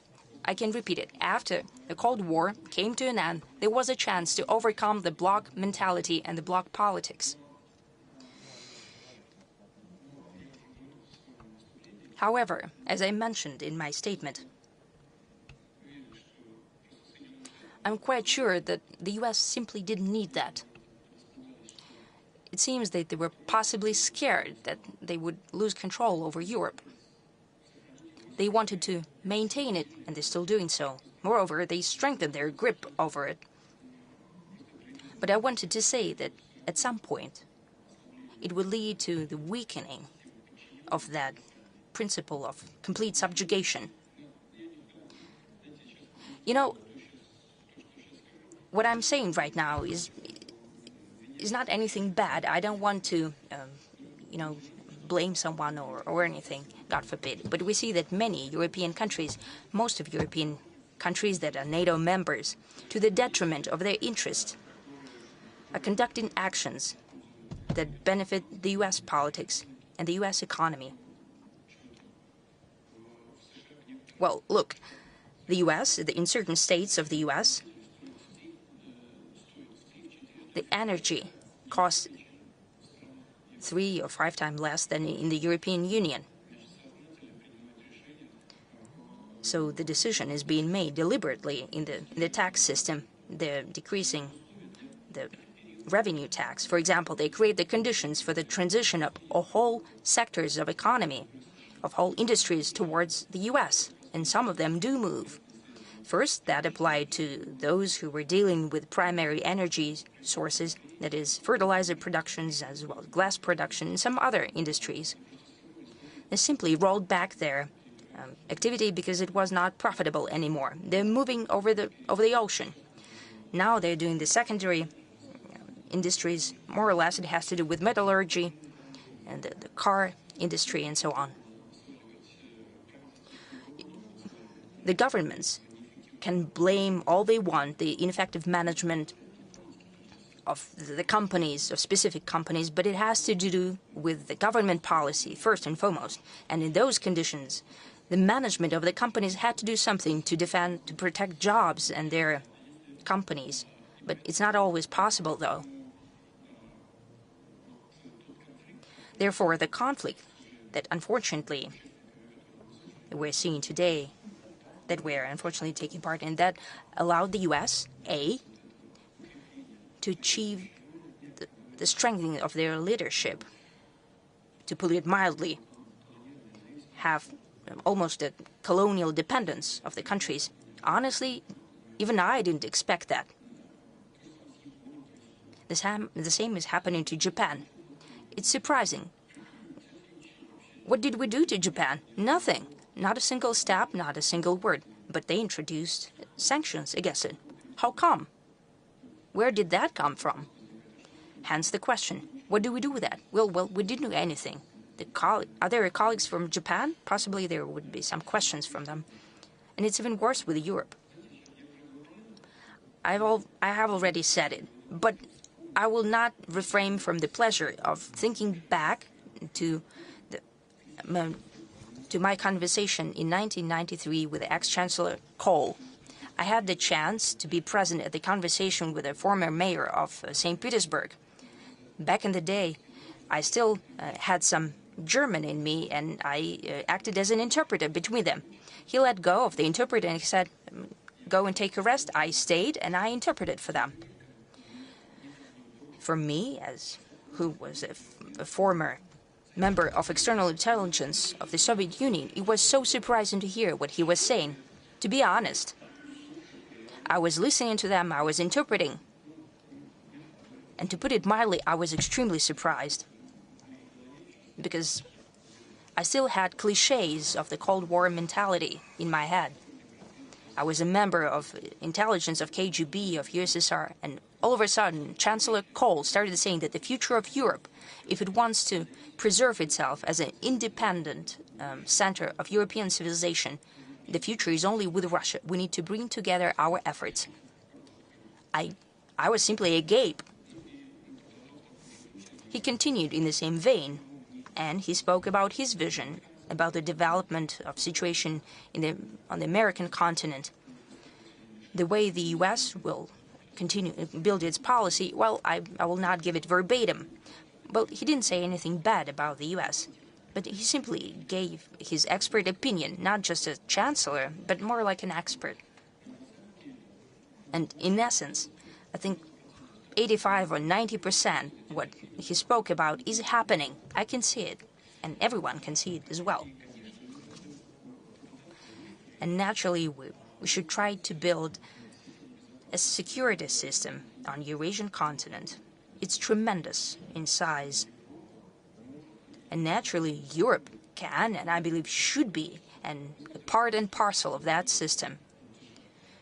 I jotted it down. The PRC does not have a chance and doesn't want to play a dominating role.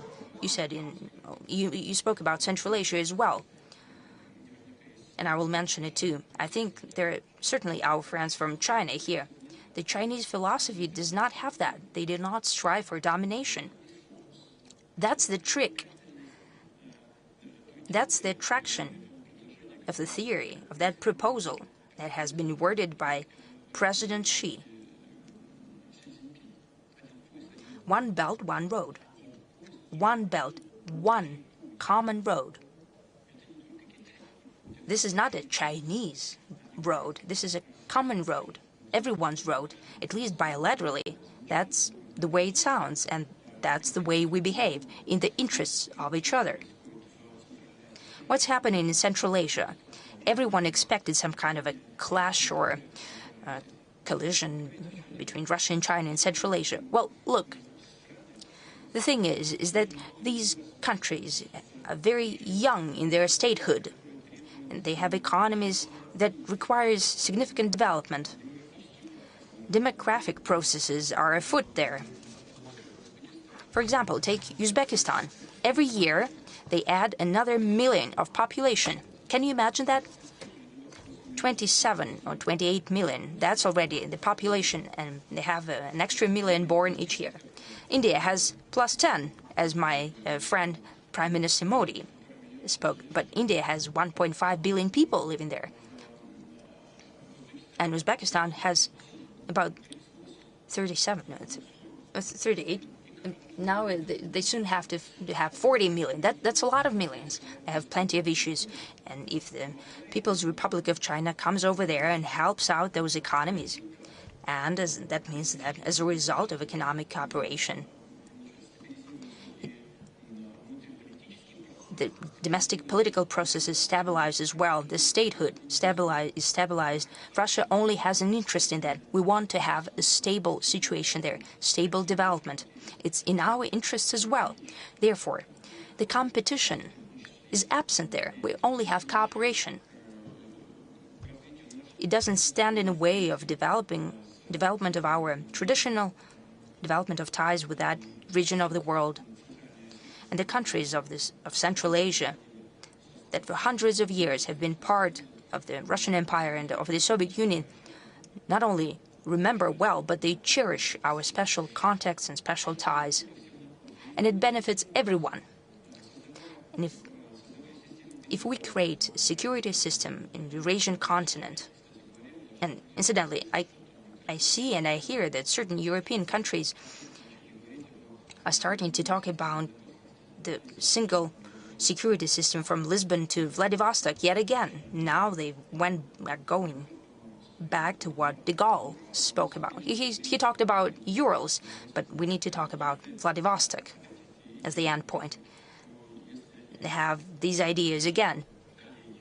If our counterparts will go back to that, and most importantly, as you said, what I've mentioned and what's written down in the OSCE documentation, that the security of one country does not come at the expense of the other, of security of the other country. It's crucial.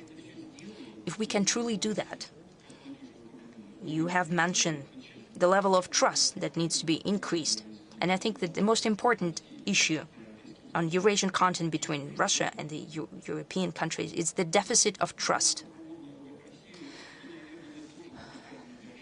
You can blame Russia for many things, and possibly we make mistakes as well. But when we're being told that we signed the Minsk agreement, we're being told that they signed the Minsk agreements only to give time to Ukraine to rearm, and they never intended to solve this conflict peacefully. How can we trust them? Look, guys, what kind of trust can we talk about? You've publicly said that you've fooled us, that you've lied to us, and you deceived us. What kind of trust are we talking about? But we need to go back to that system of mutual trust. With time, I don't know, we can discuss it till early hours of the morning, but it's the first step to create a single Eurasian security system. Is it possible or no? Chancellor Kohl, whom I spoke about at the beginning, said that it's not just necessary, but it's an imperative, and I share his point of view. Mr. President, why do you think that Chancellor Kohl was more genuine than Chancellor Merkel, whom you mentioned later during the Minsk process? Well, you know, there were the three of us sitting down in Bonn. That was back in Bonn. The government of Germany was in Bonn, and we simply talked to each other. Madame Merkel, Chancellor Merkel, she spoke under certain social pressure and during a crisis. These are different kinds of situations. Karl had contemplated, and he just simply presented his vision. Not only without press, and Chancellor Merkel spoke for the press with the media presence. He even got rid of his interpreter, see? Therefore, I believe that he was absolutely genuine. One more question, if you would allow, following up on Glenn's question, and that you mentioned that the population is growing in neighboring countries, and you also spoke about migration waves. Now it's a hot topic everywhere, in Russia as well. Do you see that part of Eurasian security? Do you discuss with your counterparts about Eurasia? Yes, we discuss that quite often. I have already said it. Now we have a historically low level of unemployment, 2.4%. Basically, no unemployment. We have deficit of labor. And for the development of our economy, we need labor. Moreover, the lack of the necessary number of workforce is one of the main hurdles towards our economic growth. Right now, in construction, we have about 500 or 600,000 people.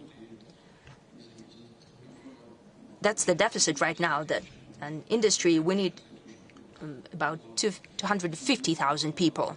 That would not even be enough. It will be absorbed right away. But as a first stage, we need to create the conditions where people who come here to work, that they are prepared to do it, that they would know Russian language and know our traditions. That's what we mentioned multiple times. They should know our laws, and not only know, but to be prepared morally to observe all of it. Then there will be no irritation and intolerance from our citizens. And first and foremost, we need to think about the interests of the citizens of the Russian Federation. It is an apparent thing, and I hope that the regions of Russia and the leadership of the regions would hear me now, just like the law enforcement. As for the people who travel here, they also should have the humane conditions, modern conditions to use all kinds of conveniences in education and healthcare. There are distortions here in the process. I wouldn't go into detail, but we need to work on it. With my colleagues and friends and heads of republics of the former Soviet Union, constantly discuss it. They are prepared to prepare people, to train people who are coming over to work here. What's necessary for that? That's also a question for us. We need to build schools and so on. That's what we're doing right now. We have to send Russian teachers because there's a lack of them, and they are glad to have them, and they would have even more. So the ball is in our court to a great extent. They are willing to do that, and they want that, and we're going to do that together.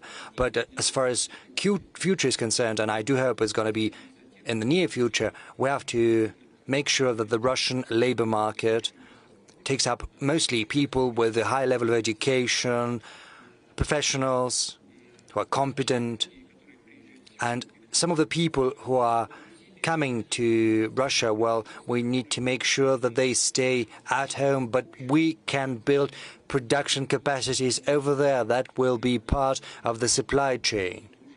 So we could give orders to them, they could produce some components and spare parts, we could have the final assembly capacities, and then both in Russia and in Uzbekistan and in Kazakhstan, Tajikistan, every other country, they would have jobs over there, and this would be a cooperative process. To a large extent, we have to re-establish and rebuild the cooperative chains of supply which used to exist back during the Soviet times, but on a new technological foundation, on a new logistical basis. And then the general system is going to be more sustainable, and it'll improve the economic growth rates for all participants of this process. Nor is it there's going to be such a high level of tensions right now. You know, we've just spoken about AI and other opportunities. the lack of labor force, and all experts agree on that, has to be compensated for thanks to new technological opportunities. Technology has to be propelled to a new level, and our production capacities have to be built on a new level, and we need to raise our efficiency as well. And I suppose this is doable. Very much so. Thank you. Mr. President, yesterday there was a huge event. Everyone held their breath because the US elected a new president. So this is the 6th US president. You see, during your presidency, he is also the 4th, but it happens. So do you have any recollections about any of the American presidents, some more pleasant than others? Maybe it was more interesting to work with some of them. Well, you know, all of them are very interesting people. It would be hard to imagine a person who finds him or herself at the helm of one of the biggest countries in the world and who is an ignoble or an uninteresting person. No, it's impossible. The thing is, the internal political culture within the US is such that this internal political strife becomes increasingly acute. They resort to all kinds of tactics. Opponents resort to different methods, both the political opponents of the acting head of state, and, you know, sometimes they resort to instruments that are far from decent or appropriate, nor are they indicative of this political culture. Well, just remember how many attacks there were against President Bush. He was accused of being non-intelligent and illiterate, basically not a knowledgeable person. So I think in terms of attitude towards Russia, in terms of policy with regard to Russia, many of them, or at least many of them, as I said, everything that has been done was basically viewed as a creeping intervention. But in terms of personality, I can assure you, President Bush, who used to be governor of Texas, and this is a very difficult state to run, and he was very successful in his job, and I can tell you, he is just as good as any expert who sits in this room right now. However, he has been portrayed as a person with a low IQ or any other type of accusation mounted against him by political opponents. You know, I talked to him. I stayed at his house in Texas. I met his parents at their home, and they came to see me. And I can tell you,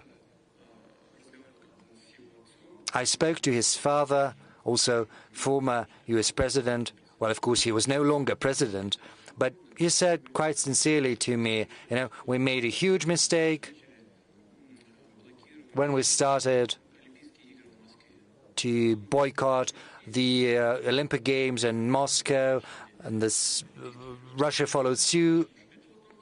You know, because Russia boycotted the US Olympics.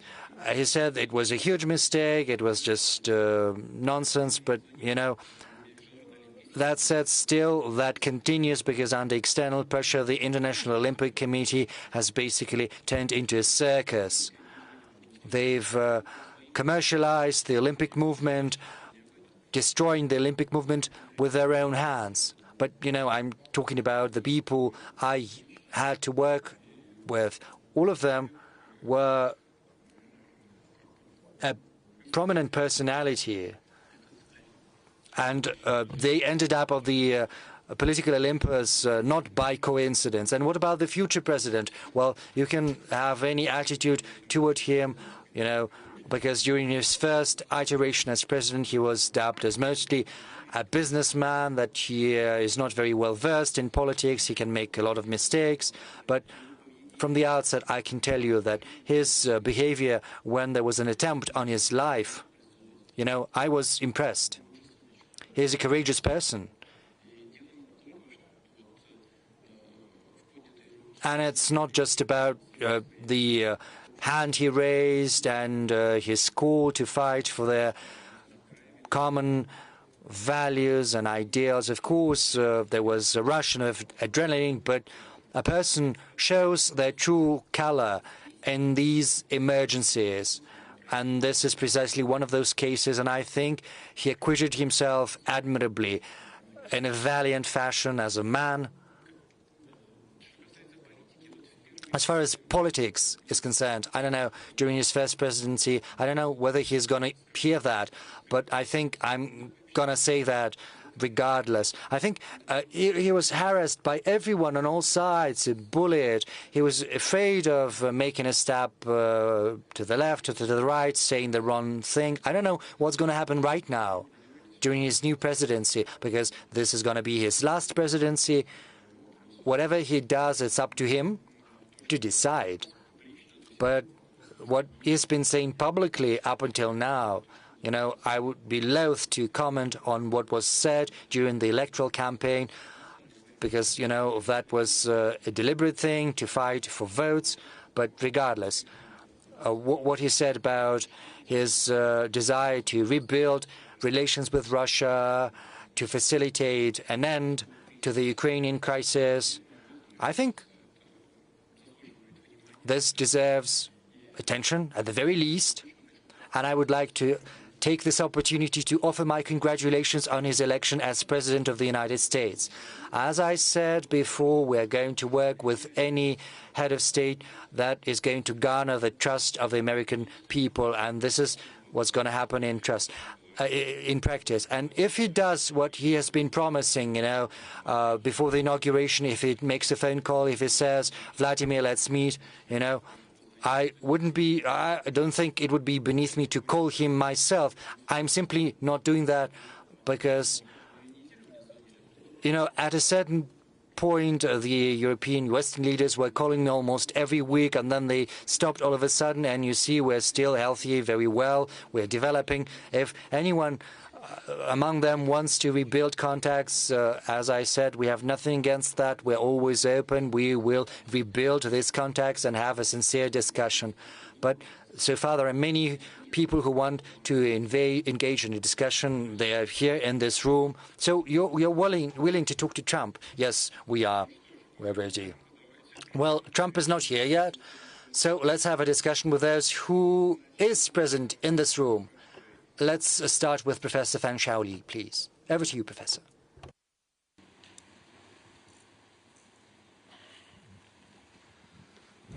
Professor Fan Shaoli, I'm from China.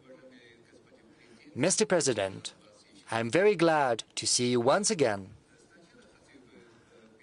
From the outset, I would like to express my gratitude on behalf of my Chinese colleagues for the excellent organization and for the hospitality extended to us during the Kazan summit.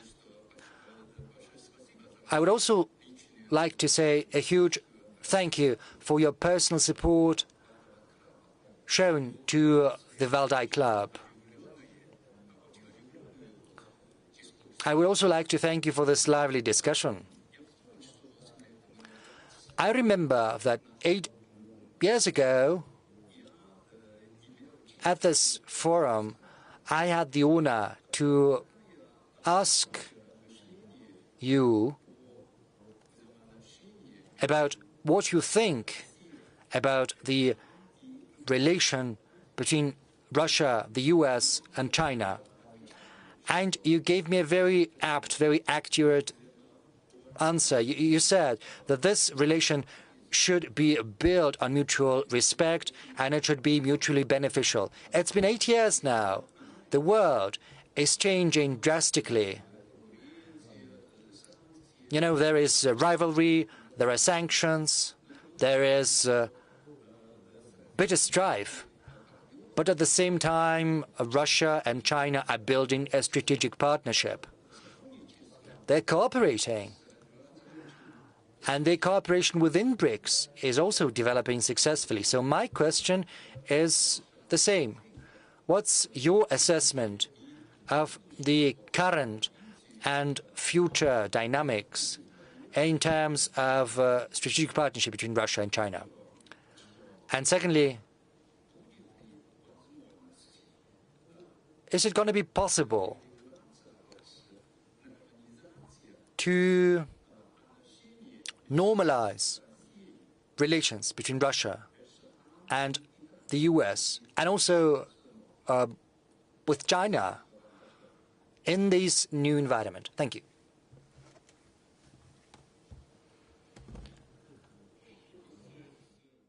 As for relations between Russia and the People's Republic of China, these relations are at an unprecedentedly high level. These relations are built upon mutual trust. This is something we are lacking in our relations with certain countries, primarily with the Western countries, and I've spoken about the reasons for that already. I'm aware that if the representatives of those countries that I'm criticizing were here, they would give me a list of their grievances with Russia. But, well, we're not going to have a discussion right now on this subject, but I would like to say that the level of trust between Russia and China is at the highest level in modern history. This, as well as our personal friendly relations with President Xi Jinping of the People's Republic of China, serve as the sure foundation for the development of intergovernmental ties. I'm not going to go into detail, but our bilateral trade is $240 billion, probably not the biggest, but still ranks among the first biggest 4 trade partners of China. This is a very good result already. And this is a very important factor. And we are hugely complementary. We started with energy, nuclear energy, and as our technological capacities are growing, we have an exchange of these technologies, and this significance is only growing. That is why we're expanding our cooperation. It's becoming increasingly wide. The spectrum is also expanding, and we are paying increasingly great attention to high technology in different spheres. China has made a huge headway and achieved a lot in different spheres. I spoke publicly on the subject. According to our experts, the economic development model China has chosen is something it arrived at in a natural fashion based on the requirements of life, and it's more efficient than many other economic models because this model combines planned economy and market economy, and thanks to this model, Chinese experts are successful. And the political leadership manages not to build barriers in the way of what the economic specialists are doing. And they're doing a very good job together. China's economy is performing more efficiently than other economies. It's true that we are seeing a certain adjustment in terms of economic growth. Regrettably, the US is pursuing a policy of double constraint. It's trying to constrain both Russia and China. What's the point of fighting a two-front war? Basically, I do not understand that, but they believe that the economic ascendant of China is a threat to their economic dominance. But personally, I think if they want to be efficient, they should choose other methods to achieve these goals. Rather, they should show their advantages in a competitive rivalry. This should be fair competition, and this would create better opportunities in the US. Instead, they are introducing bans and prohibitions, which in the end comes back to deal a blow to their own economy. Say the ban on Chinese goods or the use of Chinese technologies in the American market. This will only result in inflation and in higher prices. That's going to be the end result of that. As far as our cooperation is concerned,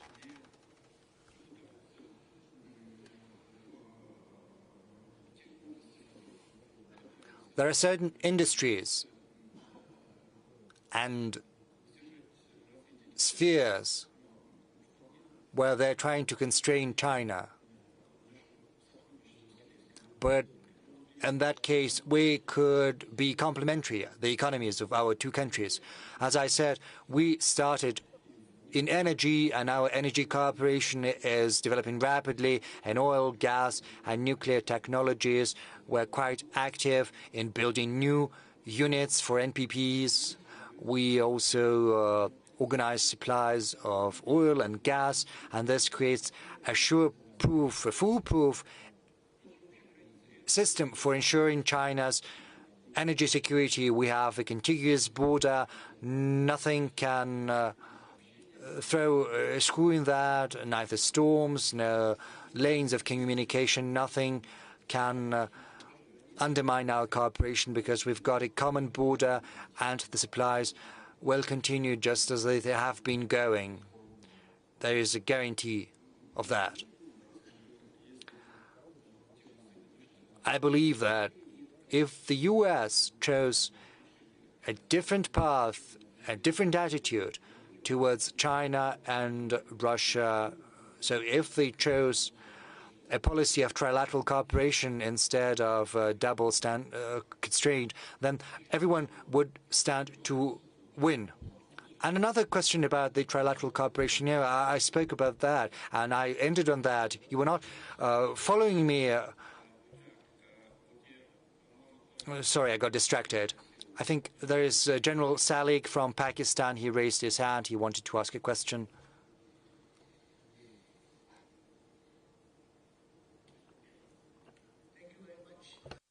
President, my question is about the stability between the global powers.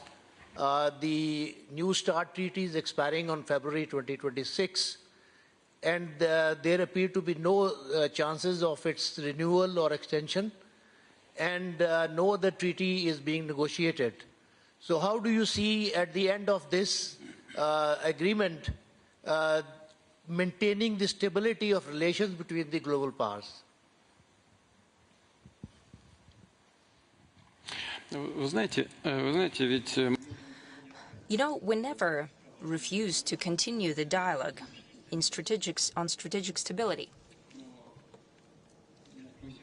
However, it's an open secret, and everyone knows it, not only this audience, but around the world. It is well known that the United States and their satellites, there is no other way to put it, regarding the leadership of those countries who, to the detriment of their interests, follow the path towards Russia proposed from over the ocean. Then the U.S. state the goal for themselves to deliver a strategic defeat to Russia. A strategic defeat. What is a strategic defeat? What is to achieve a strategic defeat of a specific country? If not annihilate this country, then I don't know, to bring the role of the country, to reduce it to a naught. Why would we need the nuclear weapons then? At the same time, they want to have a dialogue on strategic stability with us. How come? Well, how does it work? It seems that they're normal and grown-up people. We are prepared to have this dialogue, but in the current conditions, there are many issues. And your colleague from China just asked us about the triangle of Russia, China, and the U.S. I deliberately didn't want to go into detail and exacerbate it, and I didn't talk about the international security regarding that question. Cooperation between Russia and China is one of the most important factors of international stability in general, but it has to do with strategic stability in nuclear weapons as well. In the past, we were always being whispered to, talk to your friends from China. They should join the conversation about decrease of their nuclear arsenals, and our Chinese friends responded, guys, look, we have less delivery vehicles, we have less nuclear warheads. You should cut it down to our level, or we can grow up to your level. Otherwise, there should be no discussion about the cut-downs, right? That's very reasonable, and the rest of it is just nonsense. At the same time, there are nuclear arsenals of other NATO countries beside the US, the United Kingdom and France. They have increased in their nuclear arsenals. They're not only increasing in numbers, but also changing in quality. Quite recently, I was being told that NATO is not a military and political alliance. This is primarily a political alliance, and the military is on the back burner. Not quite so. Indeed, the US deliberately, maybe not, but I think deliberately, have brought back the military component of NATO. And they have declared that they're going to deliver a strategic defeat to Russia. Naturally, we should consider the nuclear arsenals of the UK and France as well. As of today, this is a complex issue. It's more complex than it used to be 20 or 30 years ago. However, we are aware of our responsibility as a country which has the capacity in terms of delivery vehicles and warheads and the quality of modern weapons, and it's being improved domestically. Right now, we're coming to a point that would put on combat duty our novel developments that I spoke about 5 years ago. We're finalizing the tests, and we understand that. And we're prepared for the dialogue, but the other side needs to be honest about this dialogue, considering all aspects of our relations. It cannot be that they want to defeat us strategically, but to their citizens that they're telling, this is business as usual, don't worry about anything. It doesn't work like that. Strategic defeat for us, and they should not worry? No. Let's open our cards and have a calm and business-like conversation without double, triple, or quadruple standards. Let's just talk about it. And we have proposed that multiple times. But when talking about the specifics, it causes a pause on the other side. We'll see the way the proposals are worded by the new administration, if they do so. Mr. President, you've mentioned the demonstration of the newest developments. Are there some newer ones? Yes, there are. Something comes up all the time. Yesterday I was talking to one of the heads of the largest firms, and he reported on his ideas in this sphere, but it's premature to talk about it. Thank you. Professor Nogueira from Brazil, first row, please. I'm Paulo Nogueira Batista from Brazil, and I'd like to ask you, Mr. President, if you could expand a little bit on two topics you touched upon in your presentation and comments, BRICS and US dollar.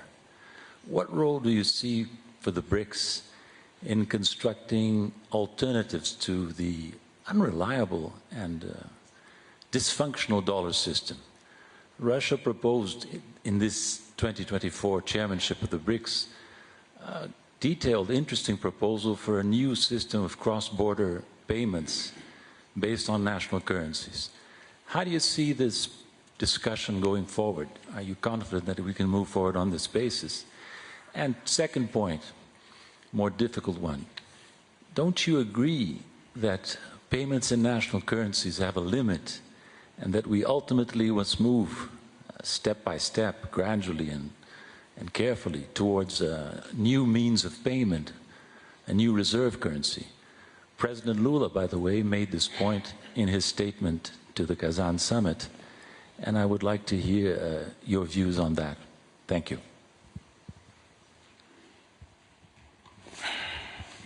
Вы знаете, я свою позицию основываю... My position is based on the proposals from our experts. I trust them completely. Naturally, they're experts at the international level. And beforehand, I had a discussion of our proposal. And when a certain idea is generated, my role is that within the country, the expert community and the government and the central bank engage with these ideas, so these ideas are shaped in a certain way. When everyone understands what they're talking about, we should propose these ideas to our partners.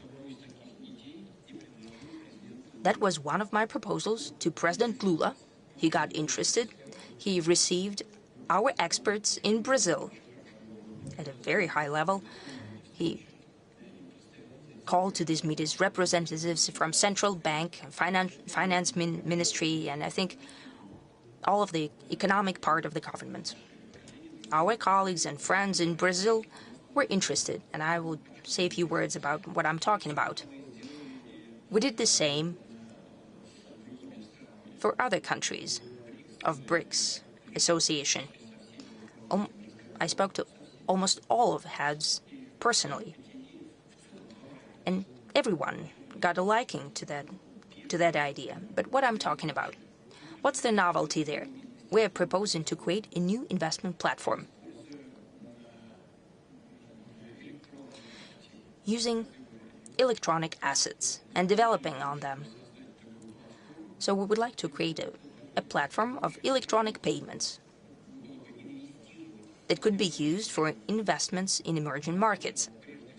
And that is primarily the markets of South Asia, Africa, and partially Latin America. I'd like to repeat once again, why do we think that? We think that because there are tremendous demographic processes underway. Population growth, they have accumulation of capital. They don't have the necessary level of urbanization at this point, and it will increase. And if that happens, they would have new centers of economic growth. And people will strive, and that means the governments will follow their needs of increase in the standards of life and prosperity. And we think that these regions of the world will show the highest growth rates. Saudi Arabia, China, Russia, in our opinion, will show growth, but much more tremendous growth, a surging growth will be shown by the regions of the world that I've mentioned.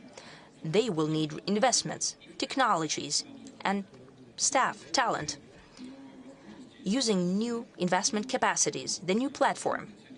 And we think would ensure that in such electronic instruments, such tools can be made almost independent of inflation, because if there is an overabundance, we can withdraw them from circulation. On the other hand, we can do the opposite. We can print more.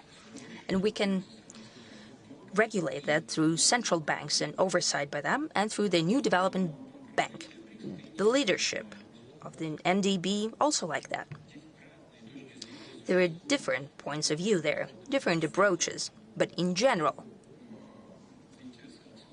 some had more interest in that, some had less interest in that. Still, we agreed to create a working group at the expert level, at the government level. We're going to do that. We are in no hurry. This is not a response towards the events of today.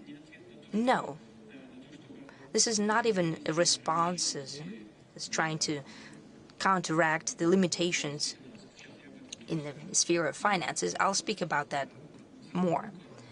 But this is just an idea how we could organize our work for the most promising growth markets of the future.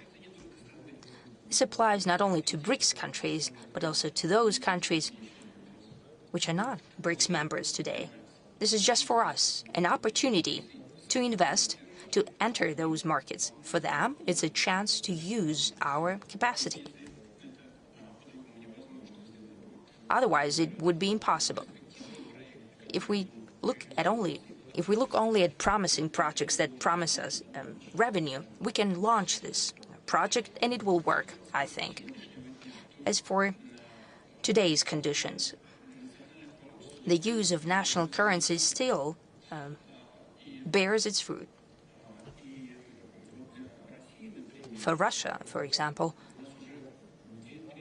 we have about 2/3 of our trade is being serviced in national currencies. As for BRICS countries, the same figure is 88%, payments in national currencies. Right now, we are discussing the use of electronic tools of exchanging financial information between the central banks of our countries. This is the so-called financial BRICS bridge system that we have discussed at the expert level with all of our partners. The second system is also a part of BRICS ecosystem. We were talking about payments, settlements at stock exchanges.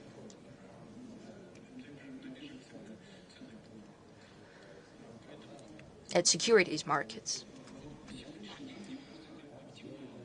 I think that today this is the best option. That's what we should work on in the nearest future. I've heard a lot that the experts and the journalists are talking about creating a single currency. I think it's premature. We don't have such a goal among us. Because in order to talk about a certain single currency, then we need to, achieve greater integration of economies. That's number one. And number two, we need to increase the quality of economies to a certain level. So these would be very compatible in terms of volume and quality, compatible economies. Otherwise, it would be unrealistic and possibly even detrimental. We shouldn't make haste here. And I want to wrap up with what I usually start with when I respond to questions like that. We never wanted to abandon dollar, and that's not our commitment. The political and financial authorities of the U.S. or of Europe are doing it themselves. When they decline to put through European settlements, euro is still in fledgling state, but they limited its capacity by their own hand. It's nonsense. As for Europe, the issue lies in the fact that decisions in economy are done by politicians who, quite often, unfortunately for those countries, are not experts in economics and finance. And that is only to the disadvantage of those countries. We are not abandoning dollar in Russia, where they simply refuses to allow to use dollar as a settlement tool. Well, even so, I think if we are denied that, it's so foolish of the U.S. authorities, because the dollar is the pillar of U.S. power, and they're undoing it by their own hand. I thought that whatever happens, dollar is like a sacred cow. It should not be touched. It's in discontinuation. The udder is dirty. They got rid of the horns. Well, they're to blame on their own. The payments in dollars are decreasing. Not too much as of yet, but as means of savings, it's going down step by step, very gradually. It's shrinking, but it's a trend. It's their own doing. But we're not fighting against it. Our proposals are not aimed against dollar. This is simply us rising to the challenge of modern times, a response towards the development of economy. We're thinking about the future tools. And what's relevant today is what I've said before, creation of a system, using already the groundwork of the systems in each country, exchanging of financial information, and those tools that I've mentioned will develop them. Thank you. Alexander Arkovich from Serbia.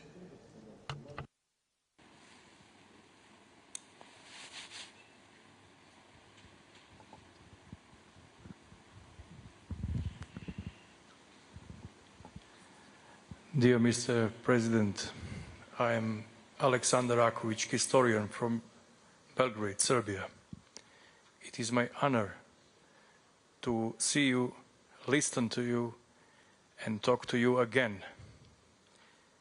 My question for this night for you is, according to your opinion, what are the state and individual mechanisms that Russians, Serbs, and other people around the globe must use to defend our traditional values and protect ourselves and our identities from the invasive and imposing Western ideology that we saw this year at the opening ceremony of the Olympic Games in Paris. Thank you.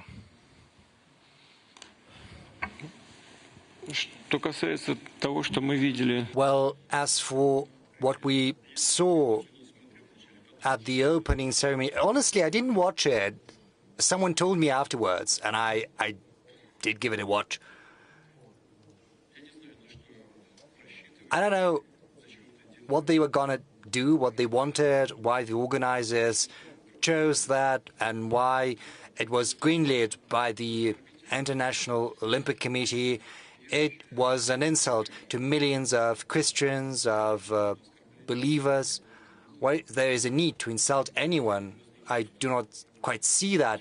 Why there is a need to insult the sentiments of Christians. Those who organized that say they didn't want to insult anyone, but the same happens with regard to the Islamic community when the Quran is being burnt, or when there are some illustrations or caricatures with the Prophet, and when such things are being published under the aegis and pretext of protecting freedom of speech. Well, I'm just repeating what I have spoken about on multiple occasions, because the freedom of one person or society and where the freedom of other persons starts. Because, you know, you can insult someone and religious feelings of other people and say, this is my freedom, but this would lead you as far as to, I don't know, murder someone. Because if you want to murder, is it going to be like encroaching on your freedom? Well, of course, that is nonsense. People do not feel the line, the border, as they say. They have a vision and they do not know where the boundaries lie. Yes, if you have a vision, it's all right. But if you know that this vision of yours might insult other person, you should refrain from going public. The rule is as simple as that. They believe it possible to act in such a fashion. Incidentally, the same goes for the opportunity for men to compete in women's sports. You know, it simply destroys women's opportunities.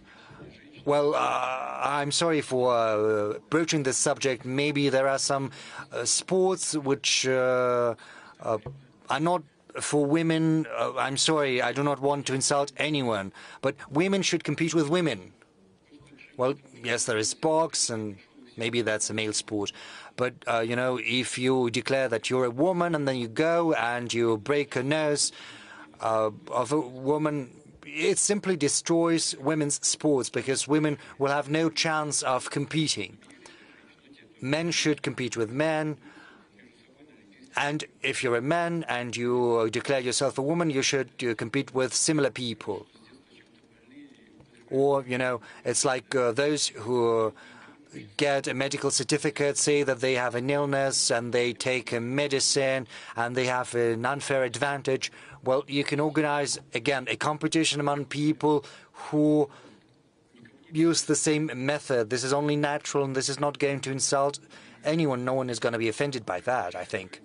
Now, as far as protecting our values is concerned, I think we should use any means at our disposal to protect these values. Mr. Van Ven, please. Thank you. My name is Wang Wen from Chongyang Institute, Limbi University of China. I'm so glad to see you again. And my question is about Russia's China policy in the coming 4 years, as well as the future international system changes. Because we know Trump is back. Let me imagine if one day President Trump call you and ask that, like that, let's join forces to contain China. What will you respond? And will you accept President Trump's suggestion, so-called uniting with Russia and resisting China? And my second question is about the future's international system change, because you often mentioned that international system is ongoing fundamental change. So in your eyes, what will the international order and framework in the future looks like? And in your eyes, in the future international order and the system, what role should Russia, China, United States act or plan in the future? And how do you consider to coordinate the triangle relationship among Russia, China, and the United States? Thank you. Well, I'll give it a try, and I'll try to be as succinct as possible. First, China and Russia are cooperating and being friends, not against anyone. Our relationship with China is not aimed at any third party, the US included. Our relation with the People's Republic of China seek to develop and create a favorable environment for ensuring the security of both our nations and peoples. And the same applies to our relations with the United States of America. It would be very difficult for me to even imagine a situation when the president-elect makes such an offer as you mentioned. I think he understands that it is completely divorced from the realities in which we are living. Russia is not going to ally with anyone against anyone. And it seems even increasingly unrealistic to me with regard to China, because with China we've reached an unprecedented level of trust, mutual confidence and friendship. I think such countries as Russia and China that have such a big border and such a long history of coexistence in one space, despite the differences in our cultures, which, however, do espouse similar and common values. I think that in itself is a great achievement, and we have to use it right now, and we have to reinforce it and pass it down to forthcoming generations. As far as the possibility for establishing our relations with the US is concerned, we're open to these possibilities. To a large extent, the ball is in the US's court because we were not the ones to sour relations with them. We did not introduce any restrictions or sanctions against the US, nor are we facilitating any armed conflicts in the territories in their proximity. We've never sought anything like that, and I would like to say that we've never done anything like that in practice. We do not quite see why the US seems it has the right to do that, and we are hopeful that at the end they will come to realize that they'd better refrain from doing that, because that's what they should be doing if we do not want any global conflicts. But the president-elect of the US, President Trump, spoke along similar lines, so we'll live and see how it plays out in reality. Keeping in mind, of course, that such an institution as the presidency of the US is bound by certain obligations, by certain responsibilities. The president of the US is tied to a certain extent to those people who helped him arrive in power. You know, in the past, Jacques Chirac said, you know, what kind of democracy can we talk about in the US? Because without a billion, if you don't have $1 billion US in the pocket, you shouldn't even entertain the thought of participating in the elections, you know, let alone participate in practice. And those people who provide those billions, they participate in building the future team. And if they delegate someone, they have a lever for exerting influence upon those people who will be part of that team. So it's important to see whether the president-elect manages to build good relations with this so-called deep state and also build contacts and relations with the voters. If he keeps his promises, his authority is growing, and he can use that authority to become an independent political figure, even in his relations with those influence groups that help him arrive in power. It's a very complex process. What's going to happen in the US is something we cannot tell for sure, but I'm hopeful that our relations with the United States of America will be re-established at a certain point in time, and we are open to that. Thank you. Thank you.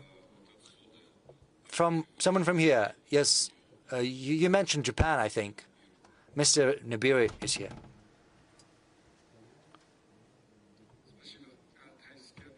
Thank you. Thais Kabira, Sasagawa Peace Foundation. I would like to ask you a similar question, but it's about Japan.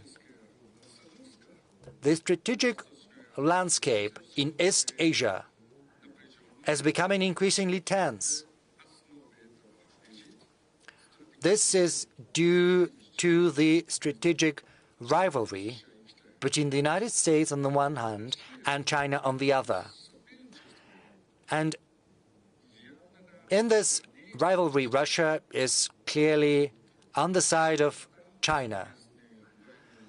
The frequency of joint military exercises between Russia and China has increased significantly in this region. On the other hand, Asia is a region with a great value, and Russia's strategic interest in this region should not be completely bound by its relations with China. How is Russia trying to combine these interests? So on the one hand, there is the confrontation between China and the US in East Asia. At the same time, how is Russia going about trying to preserve the latitude for pursuing strategic stability goals in this region? And another question, what's your assessment of the future of Russian-Japanese relations within this strategic context? Say, what is gonna look like in the next 5 years? Indeed, the situation in East Asia is not becoming any less unstable or less tense, but it's not due to China. Yes, China is our friend and closest partner, but let me say that objectively, it's not China that is building blocks over there in East Asia. I do not want to act as China's advocate.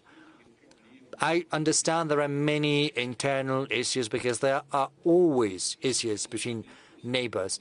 I'm not sharing any secret with you. There are certain difficulties on the Chinese-Indian border, but well-versed, thoughtful people who care about the future of their nations are on a quest for compromises, and they arrive at them. This is what Prime Minister of India and China's president are doing. They are engaged in a dialogue, and they continued that dialogue during the BRICS summit in Kazan. And I'm hopeful this is going to have a positive impact upon future Chinese-Indian relations. Regarding the situation in East Asia as a whole, it's not China that is building blocks over there. It's the U.S. that is doing that, one block then another. Right now, NATO is formally making its way into East Asia. Nothing good is happening. Nothing good happens if exclusive political or military blocks are being built that act to the tune of one single country that acts as a leader. Other countries, as a rule, are following in the wake, serving the interests of one single country that initiates the establishment of these blocs. And those countries that agree with every demand of the U.S. should think on that.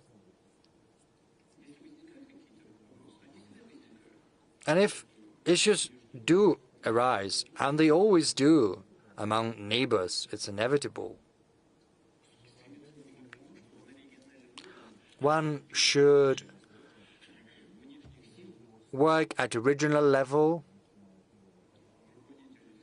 trying to escape external influence and show courage, patience, and willingness to search for a compromise.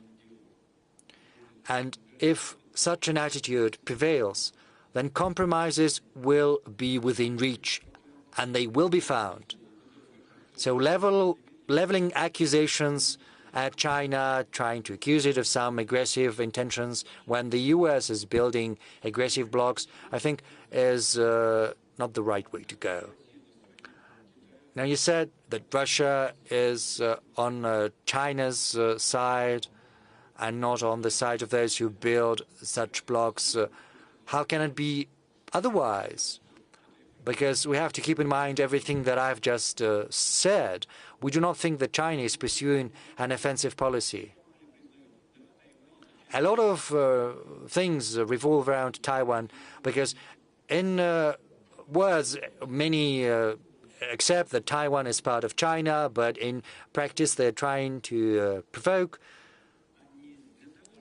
and they organize provocations. Why would they need that? Isn't it because they're trying to do the same as they did with Ukraine? They want to provoke a crisis in Asia, and then they will say that the U.S. has to be closer because otherwise they're not going to survive. Maybe this is the same logic that applies to Asia. So indeed, we do support China because we believe that China is pursuing a very well-balanced policy, moreover because China is our ally. We have a very large volume of bilateral trade. We have cooperation in security matters. You said that we hold military exercises together, and it's true. But isn't the U.S. doing the same, say, with Japan? Well, it does it on a permanent basis, and it also holds exercises with other countries, and they do so all the time.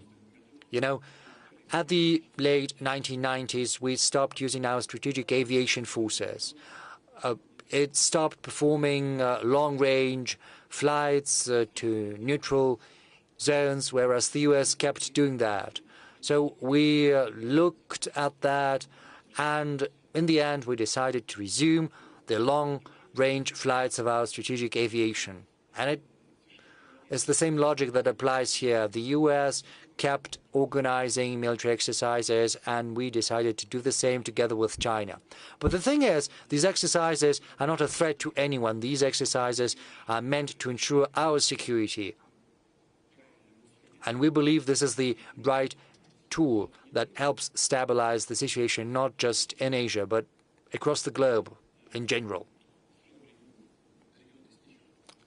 The countries of the region have nothing to fear from these exercises. I would like to reiterate once again that our cooperation with China in general and in the military political field is aimed at reinforcing our security. It's not aimed against third countries. Now, as for our bilateral ties with Japan, I can say it again.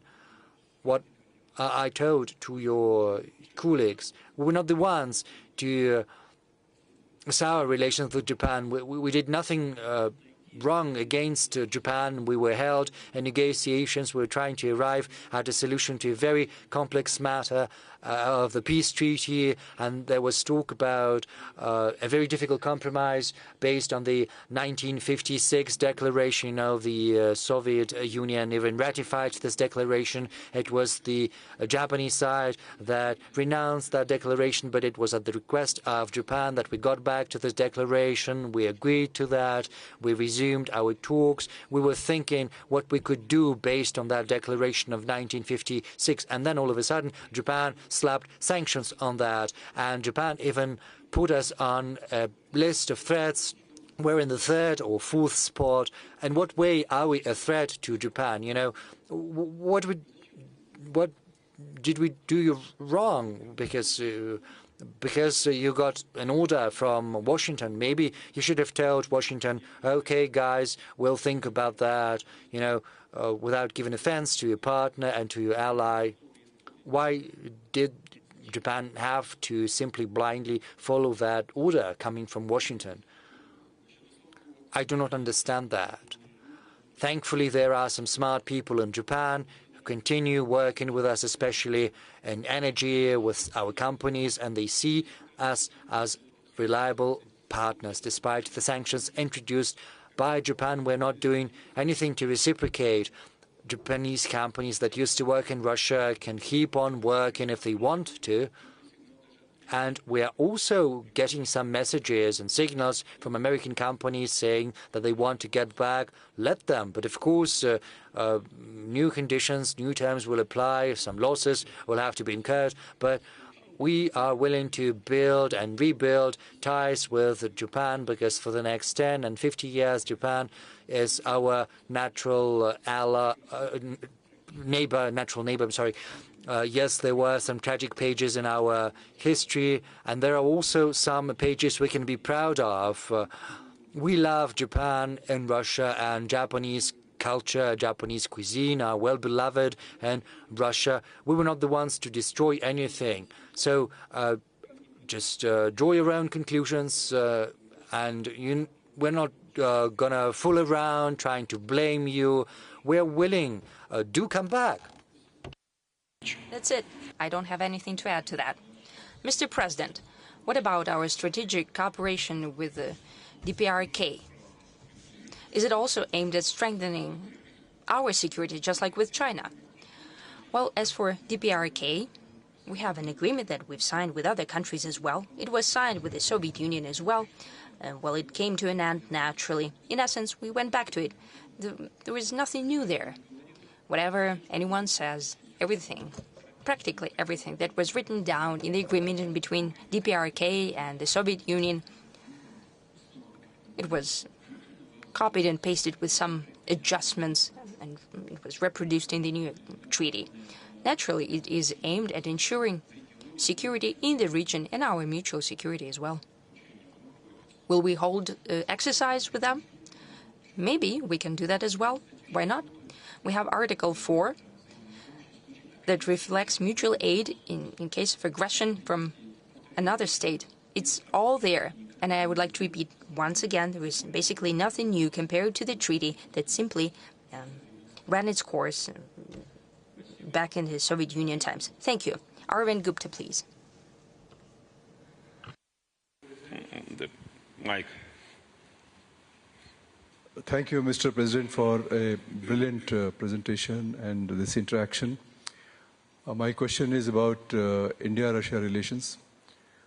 You have met Prime Minister Modi several times in the last few months. Prime Minister Modi at one point of time mentioned to you that this should not be an era of wars. How do you see that statement? How do you interpret that statement? What is the meaning of that statement for you? That's one.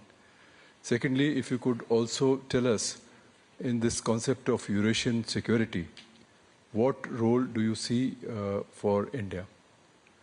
And thirdly, in this changed geopolitical environment, and you also mentioned about the importance of civilizations, civilizational values, Russia being a civilization state, India being a civilization state. What are the areas in which, new areas in which India and Russia can work together? Thank you very much. India is our natural partner and ally for decades. It has been so for decades, and I think everyone knows fully well what kind of role was played by the Soviet Union and Russia in India acquiring its independence, the way we supported the Indian nation for decades. Throughout that time, we've built a unique, in its quality and level of trust relations with the Indian nation, and I can say directly, in this case, and the way we feel and the way we understand coming from our Indian friends, there is an overall national consensus about the development of relations with Russia, with our country. And using this basis, we're developing our relations with India in all dimensions. That applies to the economy. It's showing good growth rate in different dimensions as well. For example, in energy, we are prepared. Besides oil supply, and the supply has increased manifold to the Indian market. But we can talk about possible LNG supply. We're working in nuclear energy very actively. We are building nuclear power plants in India. We have tremendous respect for the idea of Prime Minister Modi. Make in India, his call to make in India, and we are prepared to invest in that. Take energy, for example. One of the largest foreign investments of $20 billion is the Russian investment. We are prepared to increase it in the same vein. Naturally, now we need to think about new technologies, and we are prepared to do that. At the last meeting, His Excellency Prime Minister noted that Indian producers of agri-produce tremendously need a greater increase in fertilizers. We have done that, and we are prepared to increase our supply. I mean the needs of Indian agricultural sector. There are other needs as well. India is a great country, the largest in terms of population, 1.5 billion people. Additional growth of 10 million per year. It is growing very quickly. It is leading in economic growth among major economies, 7.4% GDP growth per year, I think. And India is one of those countries whose growth will be greater than even well-developing countries of today. Therefore, our vision of what and how and in what spheres and at what speed of development in our relations, it is all proceeding from the reality of today. And the reality is that our cooperation is increasing manifold. Maybe our trade is not as high as with China, but it's almost $60 billion at 58 and something. And it's increasing every year. This year, over the past 9 months of this year, we see the same trend. As for solving most acute crises, we are very thankful and we have great respect for the ideas of His Excellency Prime Minister Modi. He expresses his concerns about conflicts in Ukraine as well, and he proposes his ideas how to settle the conflicts. Naturally, we keep abreast of these proposals, and naturally we're not only thankful to His Excellency for his attention to these issues and for his proposals as well, for the fact what he's doing in this regard. In general, I think that our relations with India, we're developing at a high rate, and we have every reason to believe that using the groundwork that we have laid before will show even greater rate of development than today. Incidentally, and it is traditionally known that we have good relations in security and military and technical cooperation. Look at how much Russian equipment is in Indian army. We have high level of trust in this sphere. We're not simply selling to India. We're not simply selling our armaments, but we're developing weapon systems together. Brahmos system is very well known. We have made it that could be used in 3 spheres, in sea, in air, and on land. Everyone knows that fully well. There are no questions there, and it causes no irritation, but it testifies to the high level of trust and cooperation. Will continue in the same vein, and I hope that will be in the near future and in the far future as well. Can I ask questions now? Are we close to midnight? Yes. And we're still here. Okay. You can go ahead and choose. At the very back of this sector, I see a hand, but I don't see who's raising it. A lady there, closest to you? No. Over there. Raise your hand, please. Over there. Thank you.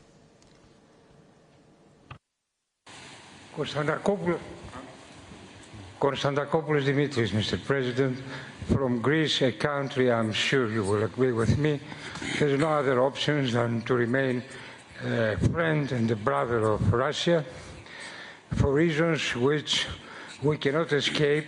They are inside our deepest cultural and historical identity. My question is the following one. 40 years ago, both the European welfare Keynesian capitalism and the Soviet hyper-centralized system have collapsed. During the 4 decades that passed, we have seen the multiplication of economic crises, of wars, of ecological problems, and of many other problems. I'm wondering if it has not come the time to orient ourselves towards a kind of planned economy in national, regional, and international level. I don't mean the sclerosis of the past, so to say, a little bit military socialism. I mean a system as the one you described, of a combination of market and plan, a system like the one you tried to apply in your country just some years after the October Revolution with a new economic policy, even to introduce some elements of socialism, as you referred also to your revolution in the beginning of your intervention. Thank you. Знаете, чем острее кризис, You know, the more acute the crisis, the more plans, the more planned economy is. The greater the need for the government to intervene in the solving of the crisis. But the greater accumulated resources and goods, the more often we hear the proposals to move on to exclusively market principles.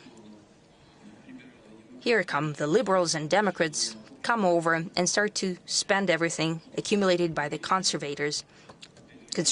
And then with time, there is always a crisis of overproduction or a crisis that have to do with that. And the cycle repeats endless number of times, and it all comes back to the beginning. This is a sovereign choice of each state on how to build their economic policy. China has found these opportunities, and do you know why it succeeded? It is also for a reason, and not the least because China is a sovereign state.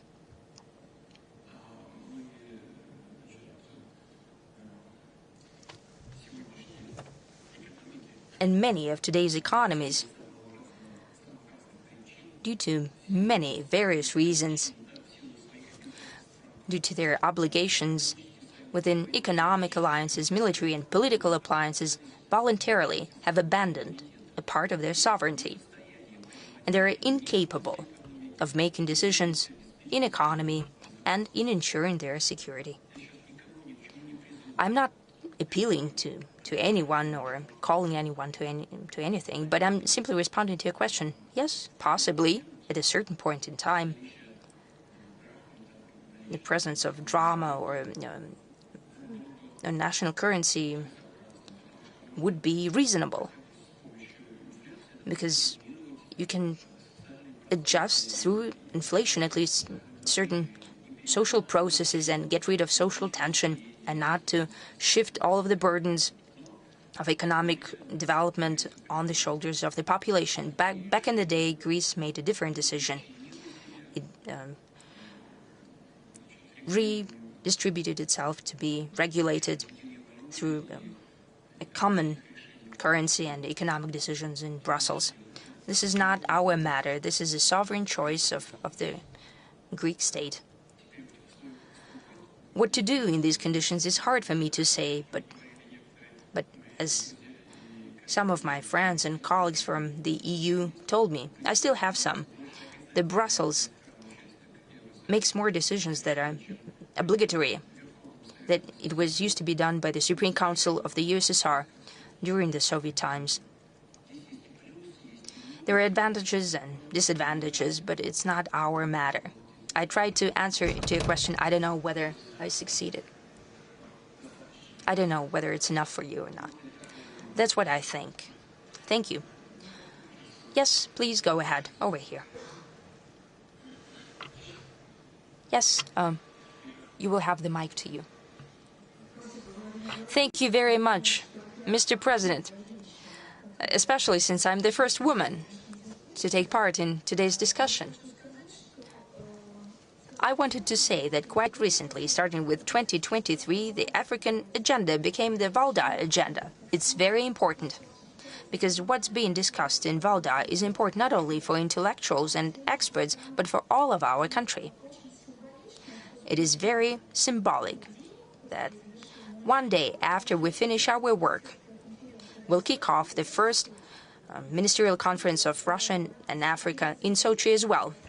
At the BRICS press conference, you said that Africa, together with Southeast Asia, is one of the global growth centers. And it is clear that there is a great fight for the sympathies of the African population. They have great attitude towards Russia, though in the 90s it is believed that Russia left Africa. When you cross the border, you're being asked, where do you come from? And you say, I'm from Russia. And they say, Russia, Putin. That is indeed so, almost all around Africa. And I think it has to do with the fact that Russia, unlike the West, that used to plunder those nations for their own benefit, ensured political and economic sovereignty of the African states and stood at the origins of African economic space and humanitarian space as well. But in terms of competition, China, India, and all players, and even Turkey and countries of the Persian Gulf and Iran, Russia needs to find its niche where it would be best For Africans, we as experts also have our proposals, what we need to pay attention to. But you have held dozens of negotiations with African leaders and multiple with many leaders. During those negotiations, was there one promising dimension that everyone would be talking about, that every African leader mentioned? Thank you. You know, African continent is tremendous in size, and the level of economic development and security situation is very different. I can agree with you that we have no contradiction basically with any African country. And the level of trust and liking towards each other is very high, primarily due to the fact that in the history of our relations with the African continent, there was never even a shadow of a trouble. We never exploited the African nations.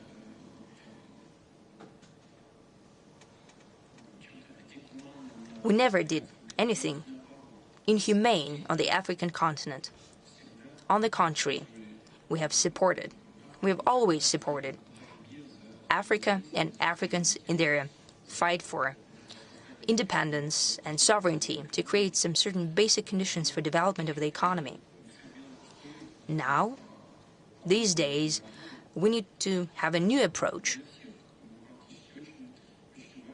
I think that if there is anything in common, then they all care about creating a conducive security environment, because these neo-colonial tools that were preserved in the economy, I mean the Western countries, and in security sphere as well.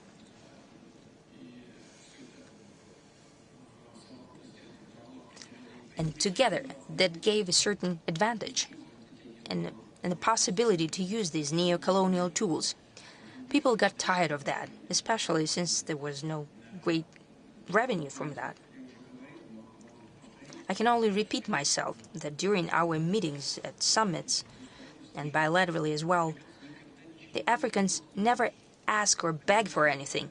They never extend a demanding hand. They're developing very fast, and they know that they have resources and capacities. They're asking for only one thing: to build a natural and mutually beneficial cooperation. That's what we want as well. We cannot do that at the government level as it was being done in the Soviet Union.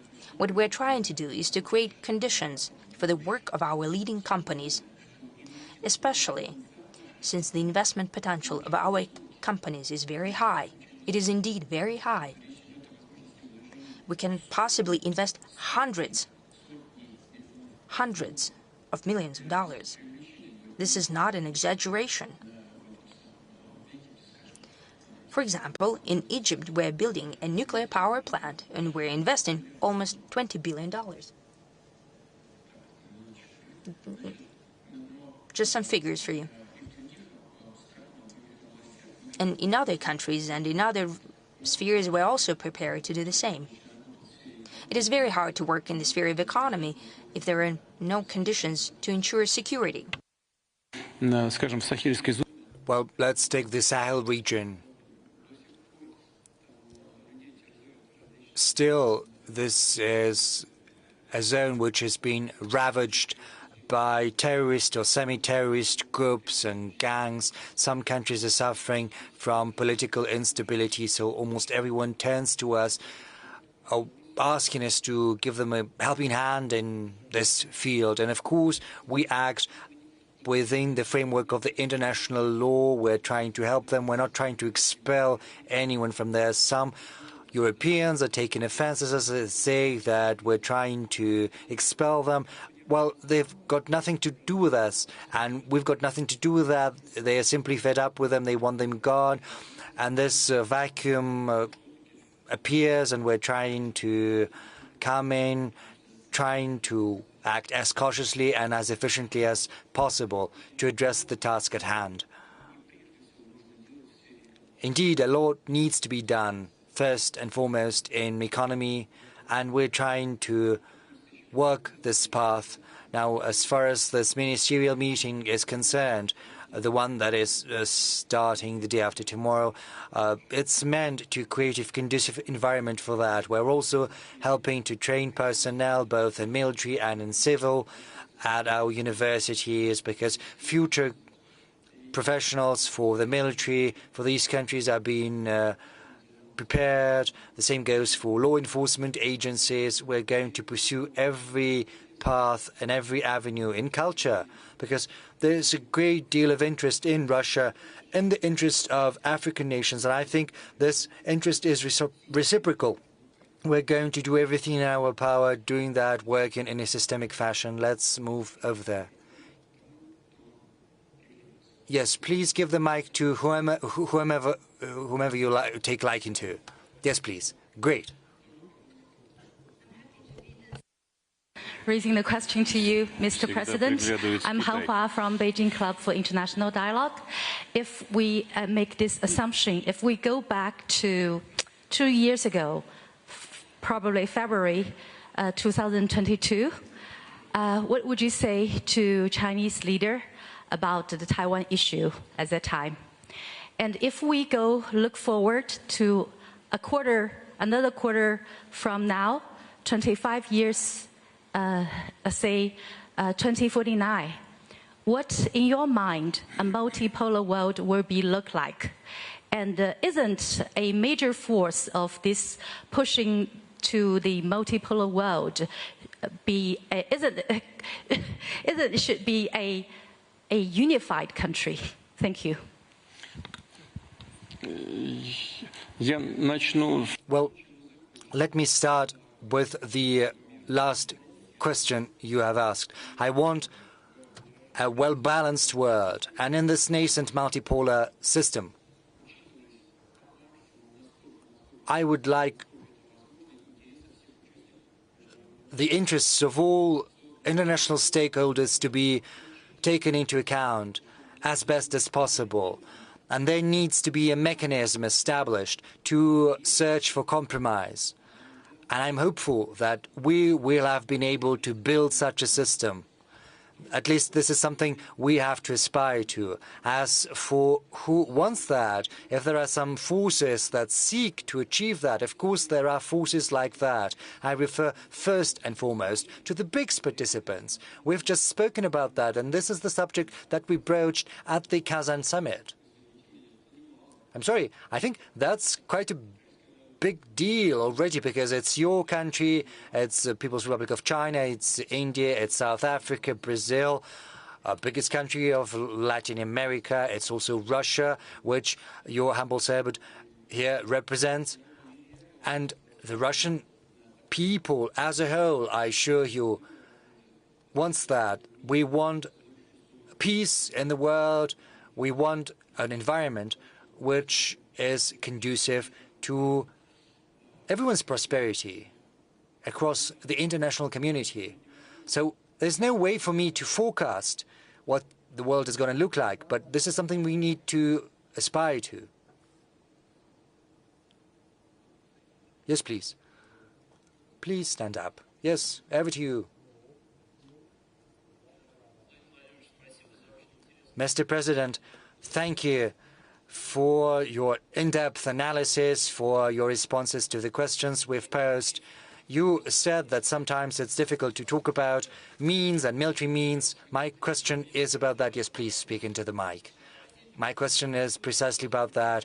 Russia has traditionally criticized the use of military force for resolving difficult international situations, but in 2022, Russia resorted to using force. You make a convincing argument why this was necessary, and your explanation is very convincing as to why Russia was in the right to use force back then. But, you know, if you cite some right and you use it, it's impossible to deny others the right to do the same. So my question is about the Middle East.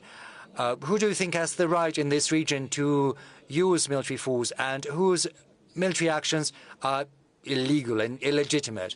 amid the current conditions, against the backdrop of the current crisis that is currently unfolding there? And another question, kind of a follow-up, but more a technicality.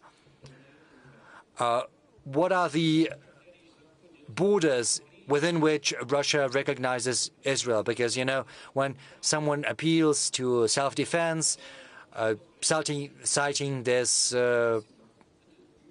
right, the question of borders begs itself. This is not a difficult question, even though the situation is very complex. I'll try to formulate my response to your question in two parts. Russia believes it important for all the decisions of the UN General Assembly, UN Security Council on Israel and Palestine have to be respected and implemented. This is not a short-term policy.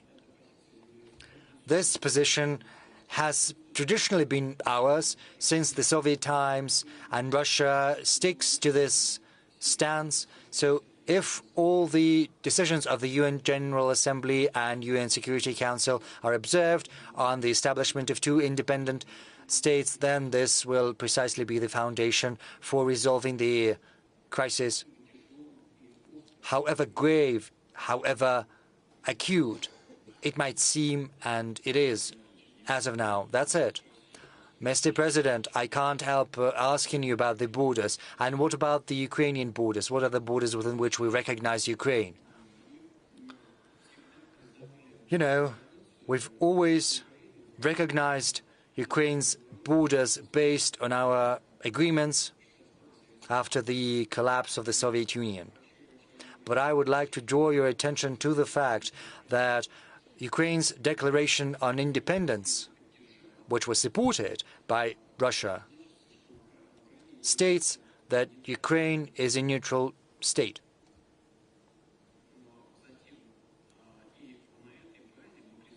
And based on that, we recognized Ukraine's borders. But subsequently, as is known, the Ukrainian leadership amended the basic law of the country, declaring its intention to accede to NATO. And this is not what we had agreed upon. That's the first thing. Secondly, we have never supported any kind of coup d'etat wherever they take place, nor do we support the coup d'etat that transpired in Ukraine. We understand and support people who disagreed with that coup d'etat, and we recognize their right to defend their interests. On multiple occasions, I have had a discussion with the UN Secretary General, and it's an open secret. I do not think he'll take an issue with me. He supports those who say that we have violated the norms and principles of the international law as well as the UN Charter, that we were the ones to initiate the hostilities in Ukraine. I said that in the past, but I'll take this opportunity to reiterate the rationale behind our actions once again. Just look here. In compliance with Article 1 of the UN Charter, every nation has the right to self-determination, as far as I remember. Then those who live in the Crimea and in the southeast of Ukraine who disagreed with the coup d'etat because it was an illegal anti-constitutional act, they had the right to self-determination. Is that the case? Yes, it is. The ICJ made a ruling with regard to Kosovo, analyzing the situation around Kosovo, saying and stipulating that if a territory declares an independence, then it is under no obligation to ask for the authorization from the central authorities of the country which this territory is to be part of when independence has been declared. Is that the case? Yes, it is, because that is the ruling passed by the International Court of Justice of the United Nations. So these territories, including Nova Russia and Donbass had the right to make a decision on their sovereignty. This is absolutely in line with international law and the UN Charter. If that is the case, then we had the right to enter into an intergovernmental treaty with these entities. Is that the case? Is that so? Yes, it is. Did we do that? Yes, we did. These treaties included articles on mutual aid. We ratified these treaties, and then these newly established states asked us for assistance under the treaties we had entered into and we had ratified. We were under obligation to help them. We tried to put an end to the hostilities that the Kiev authorities had unleashed back in 2014. They did not start any kind of aggression or intervention. What we're trying to do is put an end to this aggression. The UNSG listened to all of that. He was nodding in silence, and he said, "Yes, all right, but still, you're the one who attacked." And I'm not joking. This is almost exactly what he said. But there is no rational answer to that. There is a chain of logical reasoning. Where is the error? What is wrong that I said? When did we violate the international law on the UN Charter? There's no error or violation. And if that is the case, then Ukraine's border should be in line with the sovereign decisions made by the people who live in those territories that we call our historical territories. So it depends on the dynamics of the current events. Mr. President, if we get back to the first link in your chain of reasoning, do we understand if there is neutrality, then we could talk about borders?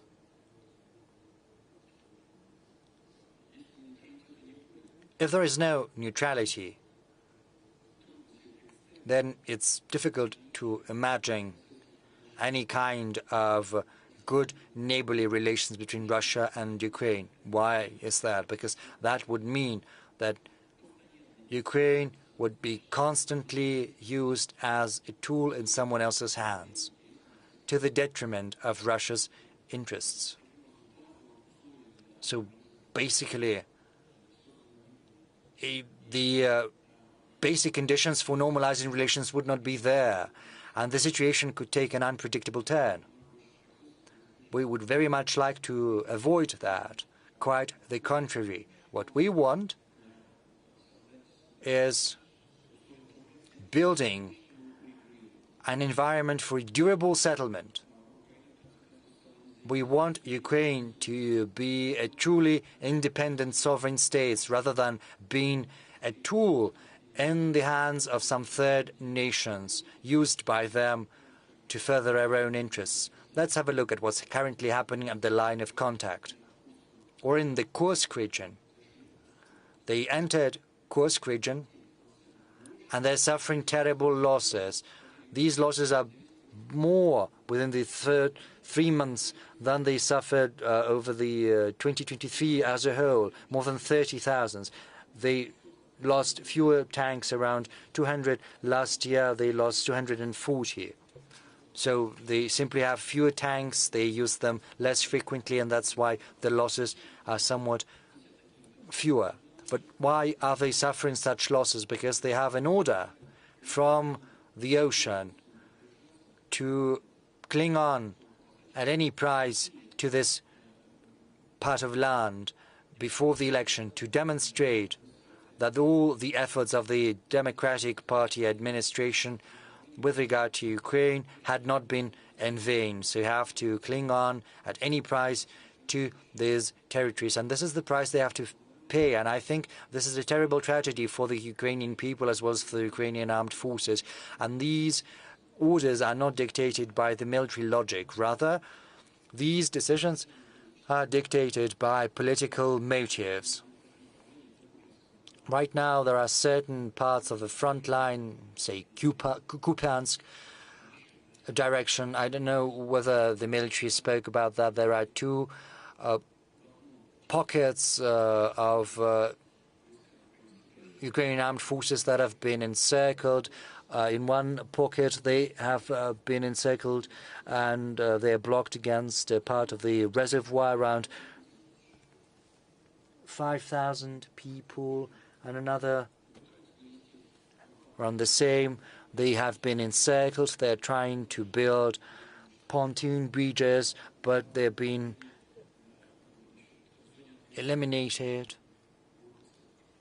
As far as the other part of the front line is concerned, where the center group of armed forces is acting, there are two pockets in encirclement, and soon there's going to be a third one. The military, the Ukrainian military, see all of that, but the decisions are made at a political level, and which is not in the interests of the Ukrainian nation or the Ukrainian people. If it continues like that endlessly, then it won't lead to favorable conditions for the re-establishment of peace, calm and good neighborliness and cooperation on a durable basis. Even though this is precisely what we should be striving to achieve, that is what Russia needs to achieve, and that is why we're open to peace talks, not on some on the basis of some made-up notions based on wishful thinking. We have to act based on the realities that we see, and also on the basis of agreements that had been achieved in Istanbul. Of course, on the basis, but taking into account the realities of today. And this should not be a truce or a ceasefire that is going to last half an hour or 6 months until their stockpiles of munitions have been replenished. No, we have to achieve a settlement that is going to be within the interests of our two nations, which are brotherly nations, however muddled that might seem amid the current rhetoric in the Ukrainian-Russian relations. This is our stance. It's clear, it's well understood, and this is the path we're going to pursue. Mr. President, it's 11 hours, 18 minutes, so it's time to wrap up. Maybe just some quick questions, and then we'll wrap up. Yes, please. Okay. Algeria, please.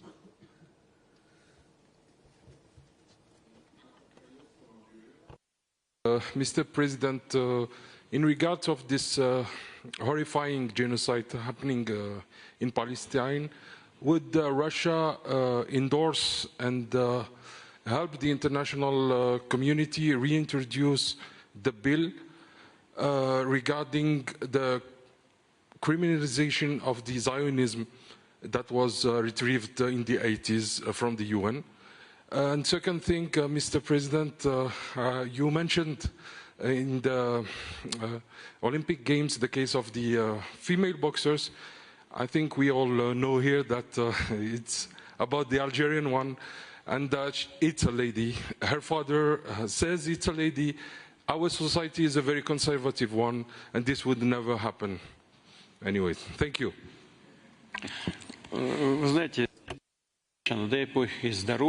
know, if she's a woman, God gave her health and new sports achievements. Then I didn't speak about her, but I was saying that the situation is impossible. Well, someone declares himself a woman and then competes against women, though, please forgive me, though external sex signs tell us a different story. But some sports theorists are saying that, indeed, it has nothing to do with...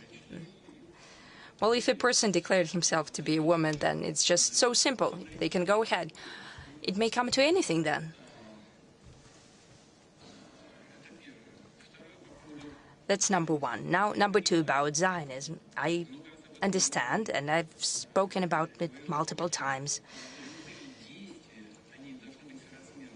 I was saying that every action should be commensurate to the threat. and to what's happening on the other side, then we naturally condemn all kinds of, all manifestations of terrorism, and the attack on Israel was such a manifestation on the 7th of October. That's when it happened. But the response should be commensurate. What we need to strive for right now is to bring to a minimum, to a zero, the suffering of the Palestinian people. The hostilities must be ceased immediately. Everything should be done so that Israel and Palestine, Hamas in this case, agree upon that.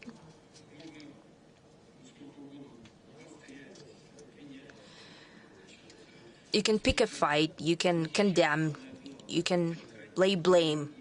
Anything is possible, but right now, most important thing is to discontinue hostilities. Israel is conducting hostilities there, and it seems that they've run out of space to fight, but they continue. The military units of Hamas are still fighting. How long can that last? On the south of Lebanon, 63,000, that's the group we believe is standing there.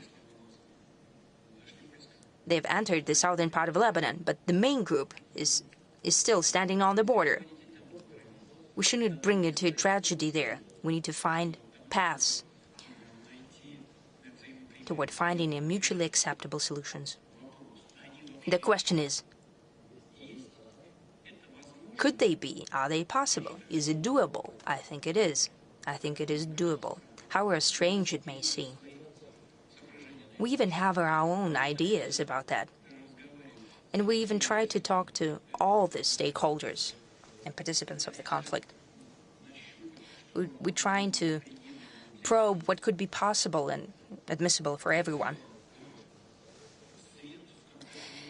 In essence, we could see the light at the end of the tunnel, the glimmer of it. That's what we all should think about right now.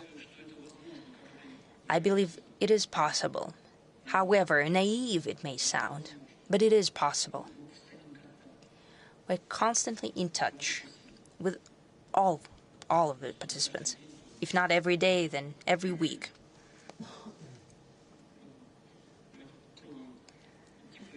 Let's try to walk down this path. I'm very afraid to jinx it and to disrupt one of the efforts that we're making. We're not alone in it.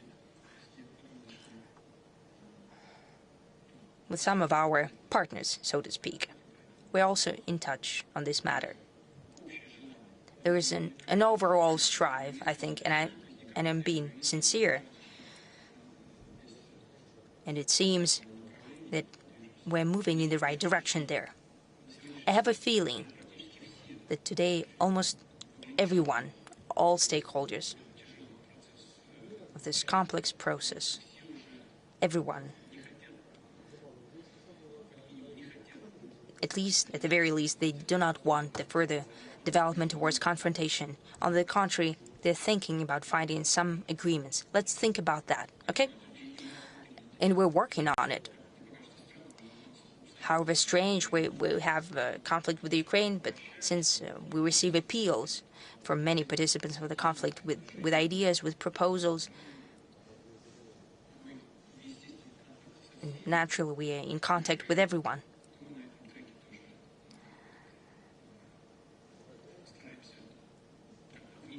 We also try to make our input to be very precise and careful about that. You used to have very good personal relations with President Netanyahu. Are they still intact? I try not to ruin anything, only to improve everything. But the current conditions are very peculiar. Needless to say, they have an impact on everything, including on our relations. I used to have good relations with Macron as well. I used to talk to Scholz as well, but at some time they thought that it's unnecessary. But well, I had good normal relations with Trump as well. I don't know whether he wants to talk or not. I was in good relations with Biden. We've met with him in Switzerland, and when he spoke on the phone, we joked and laughed.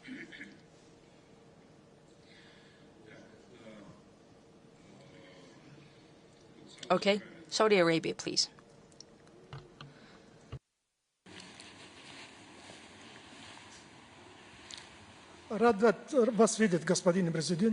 I'm happy to see you, Mr. President.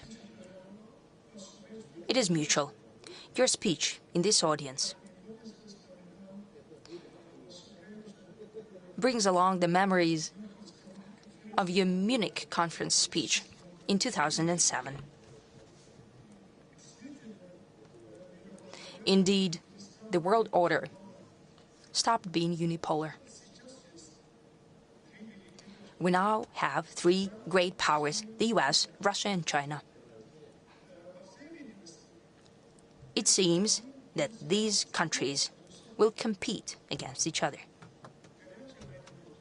A hot war between them is unlikely, because each of them have weapons of mass destruction.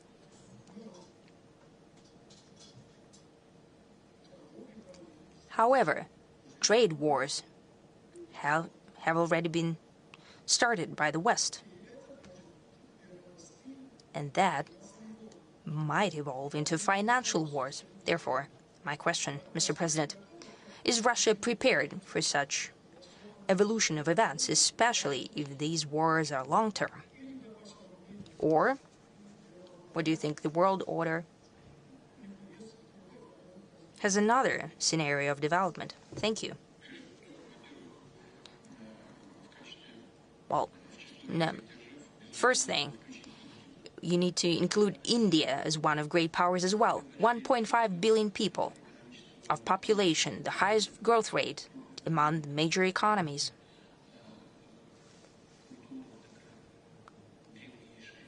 Ancient culture and so on. And the future, good future for growth. There are other fast-developing countries that naturally will be among those states that have great influence on the current policy on global development and on the future of humankind as well. Look what's happening with Indonesia, 300 million. And look at some African countries. Saudi Arabia is also playing a very big role in global energy. This single point is quite enough. One movement, one word of the Crown Prince is enough to have an impact on global energy markets. Tremendous influence. Now, as for those countries that you have mentioned, you spoke about rivalry between them. You know, healthy competition is always good. It never was detrimental to anyone. I'm not giving an ironic comment here. It brings to life the internal forces of each country. It helps propel its development. Monopoly is bad. But over the pond, they say that there is just one good case of monopoly, when the monopoly is good, when its own monopoly. But it's a joke, because that's also bad. It undermines the core, the internal energy of growth for those who have the control over the monopoly. So there is nothing bad here. The thing is that this natural competition should not evolve into an aggression of one country against another. Most importantly, that the agreements elaborated and agreed upon by all stakeholders, the rules that they have agreed upon, not that someone invented, these rules must be observed so that these limitations and sanctions that we're calling illegitimate, that are not used and applied as a tool for competition. Why am I calling them illegitimate? Because they run counter to international norms. For example, WTO. That's why they're illegitimate. That is an apparent thing. They're being politicized and later used for competitive advantage. Introduction of sanctions against Russia or against China quite often bounce back on those who use them. The US and China have a tremendous volume of economic cooperation. Well, sanctions were applied against China. What's next? Possibly they shot themselves in the foot. Look at Europe. They're limiting some Chinese goods. They introduce certain blocks. Europeans have recognized themselves. There were two sources: cheap energy from Russia and cheap goods of consumer market from China. So what will happen next? If they cut off one thing, they voluntarily turned off our energy resources, relatively cheap, and now we see that it's balancing on recession. If they now abandon relatively cheap Chinese goods, they would have inflation. The same would happen in the US. They have quite enough issues on their plate. They have a triple deficit, 34 billion of debt, external trade deficit, and so on.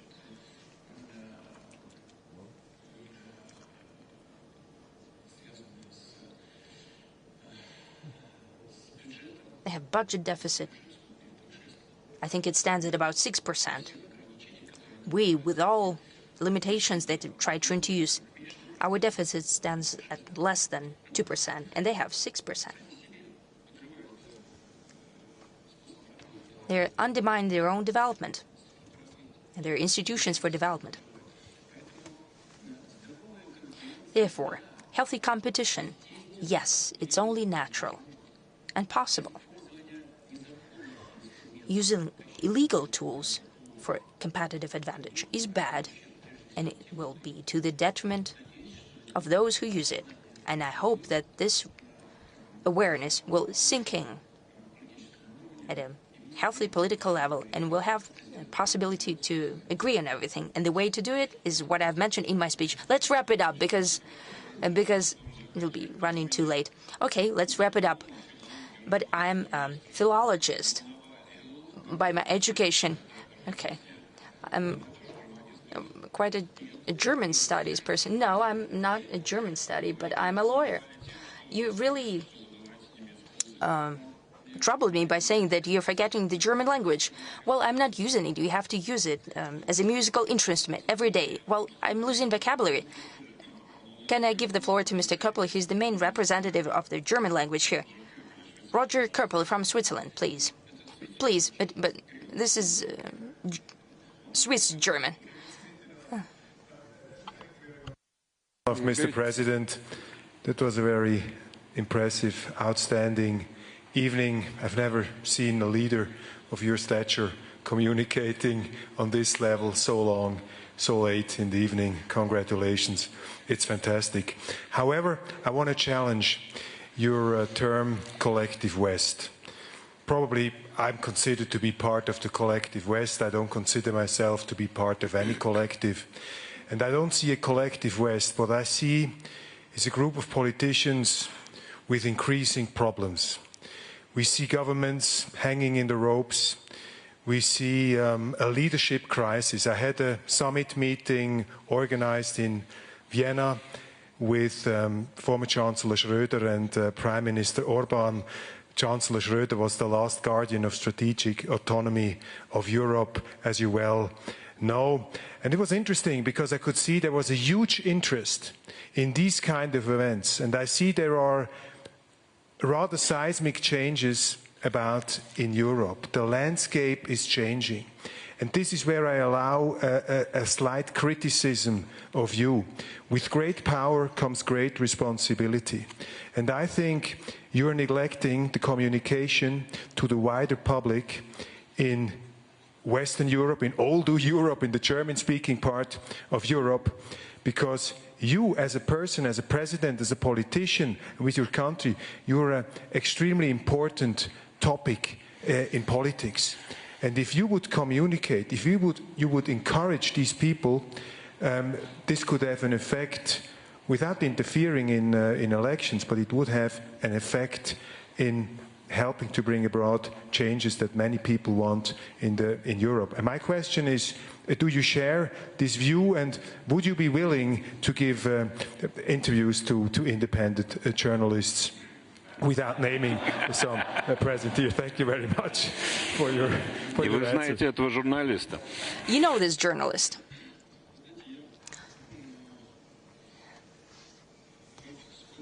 You know, you mentioned Chancellor Schroeder. I have very good personal relations with him. We used to have them, and we have them now. He's an amazing person. And amazing for the current political class. It's not ironic. It's not an exaggeration. Why is he amazing? Because he has his own opinion. And he words it freely. When the relations with Russia started to deteriorate, he was not afraid of expressing his position and presenting them publicly. Well, look, they started to accuse him of all cardinal sins. I started not to interfere there, not to comment. But what was he doing? What did we do together? We've built the Nord Stream to supply gas to Europe. What was bad about it? Now, Germany does not have Russian gas. And the heavy consequences of that, not only due to that factor, but also due to that, is what... Well, we don't see anything that could be a substitute for that gas.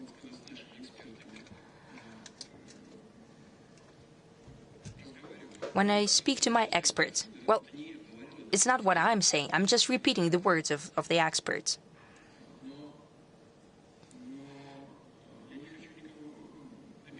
I don't want to offend anyone. It won't sound good, but still, I've asked my colleagues and experts, and I said, what's Europe missing right now? And the response is, they have a deficit of brain. It's not because they're stupid.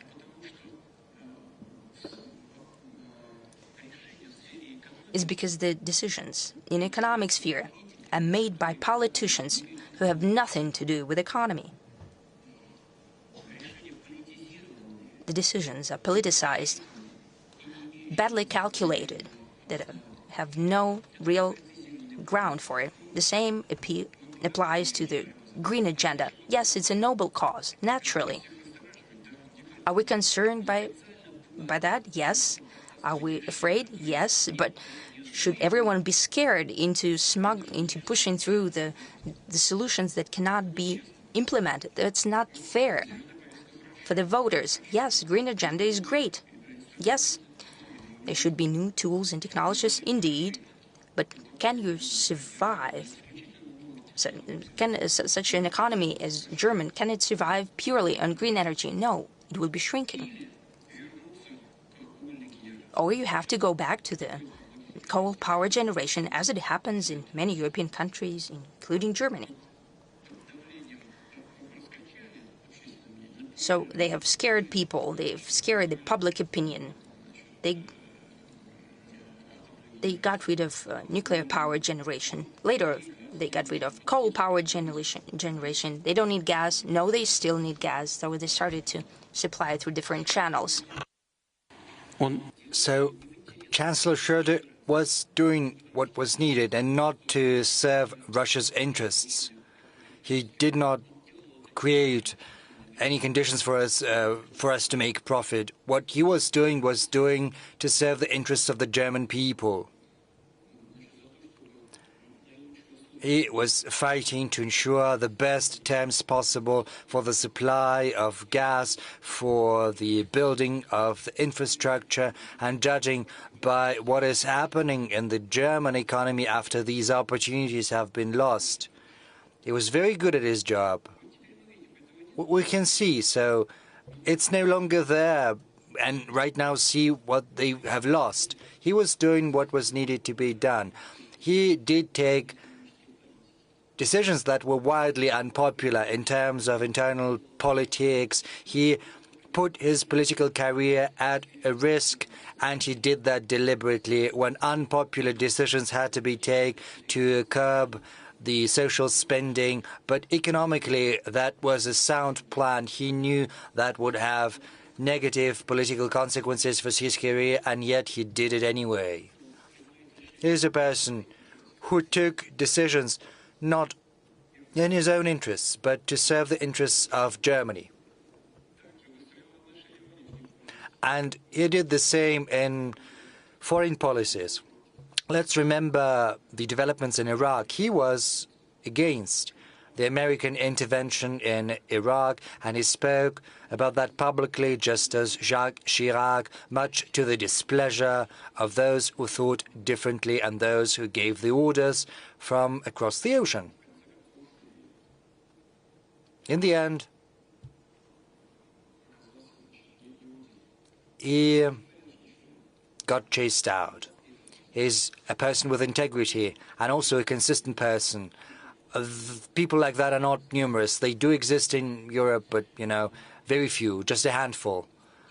You know, one hand will be enough, you know, to count them on your fingers. But I think, that said, these processes will still continue to happen in Europe because people can see what is happening in real life. They can see a growing gap between the ruling elite that are forced to be guided by some external interests due to different reasons. I'll be very cautious in formulating that, and the rest. And, you know, the number of politically, domestically oriented political forces is going to grow.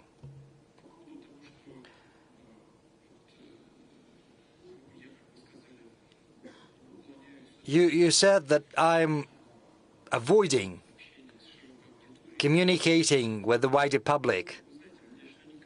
Well, I do not think it is proper for me to address directly the citizens of those countries whose leadership basically anathemizes us, unwilling to listen to any arguments we have to offer.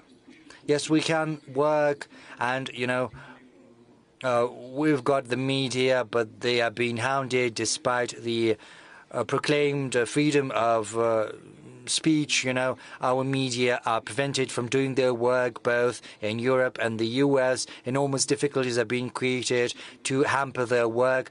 Ask them and they will tell you. We have just one thing we can count upon, that is Russia today, because we do not have as ramified a system as the Anglo-Saxon world can boast of. But they're even afraid of Russia today. But I'm open as circumstances allow. You know, I met with Tucker Carlson from time to time. I've got contacts with journalists, Western journalists included. So, well, go ahead. Well, talking directly, you know, it often leads to an unhealthy reaction. There's this stream of consciousness, as it were. You remember the new president-elect, he was accused of ties with Russia. There were hearings in Congress, there was an inquiry, and they found nothing because there was nothing to find. They could corroborate or prove nothing because there was nothing to prove. And, you know, so much energy was spent on that. It could have been spent better elsewhere. And I do not want to create problems for anyone, honestly.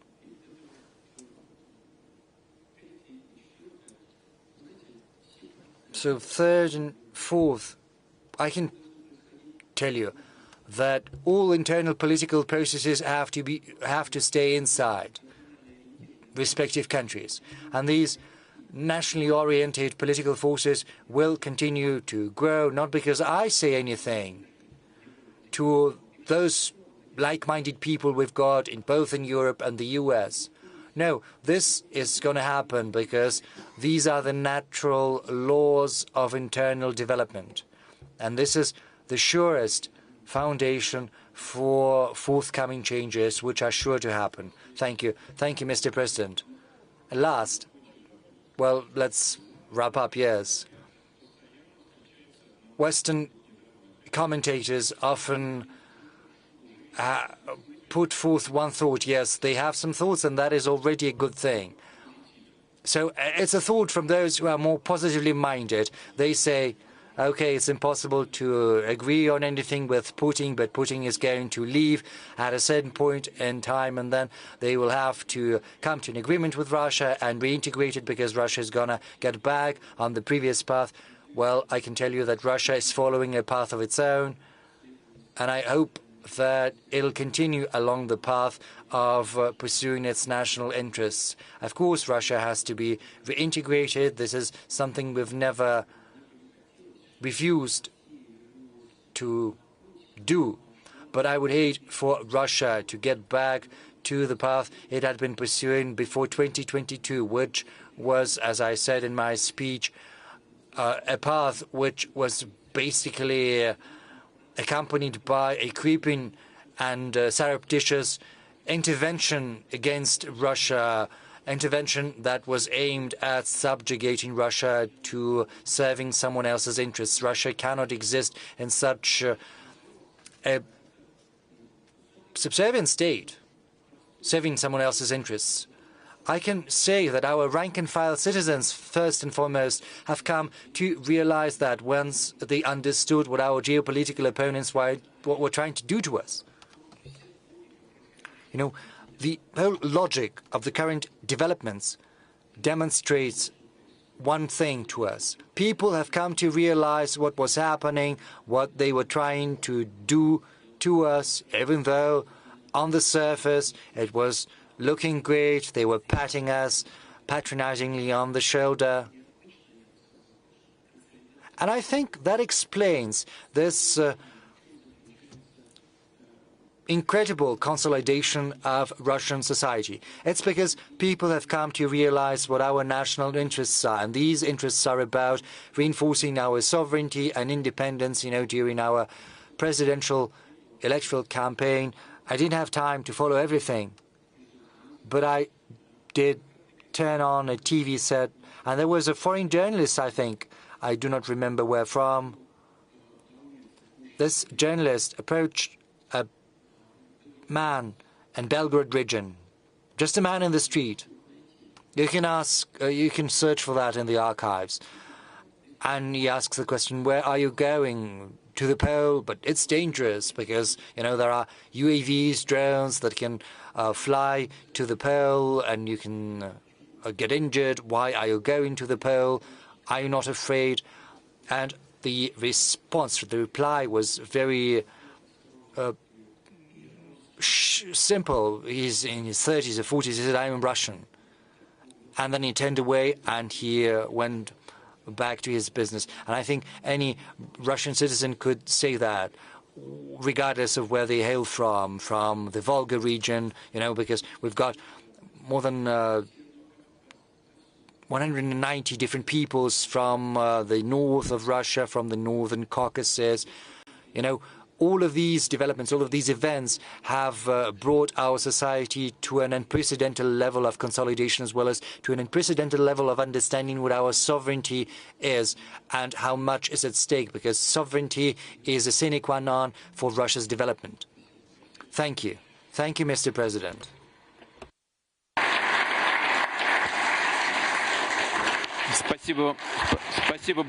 Thank you. Thanks a lot. To you and to our moderator, I offer my thanks to you.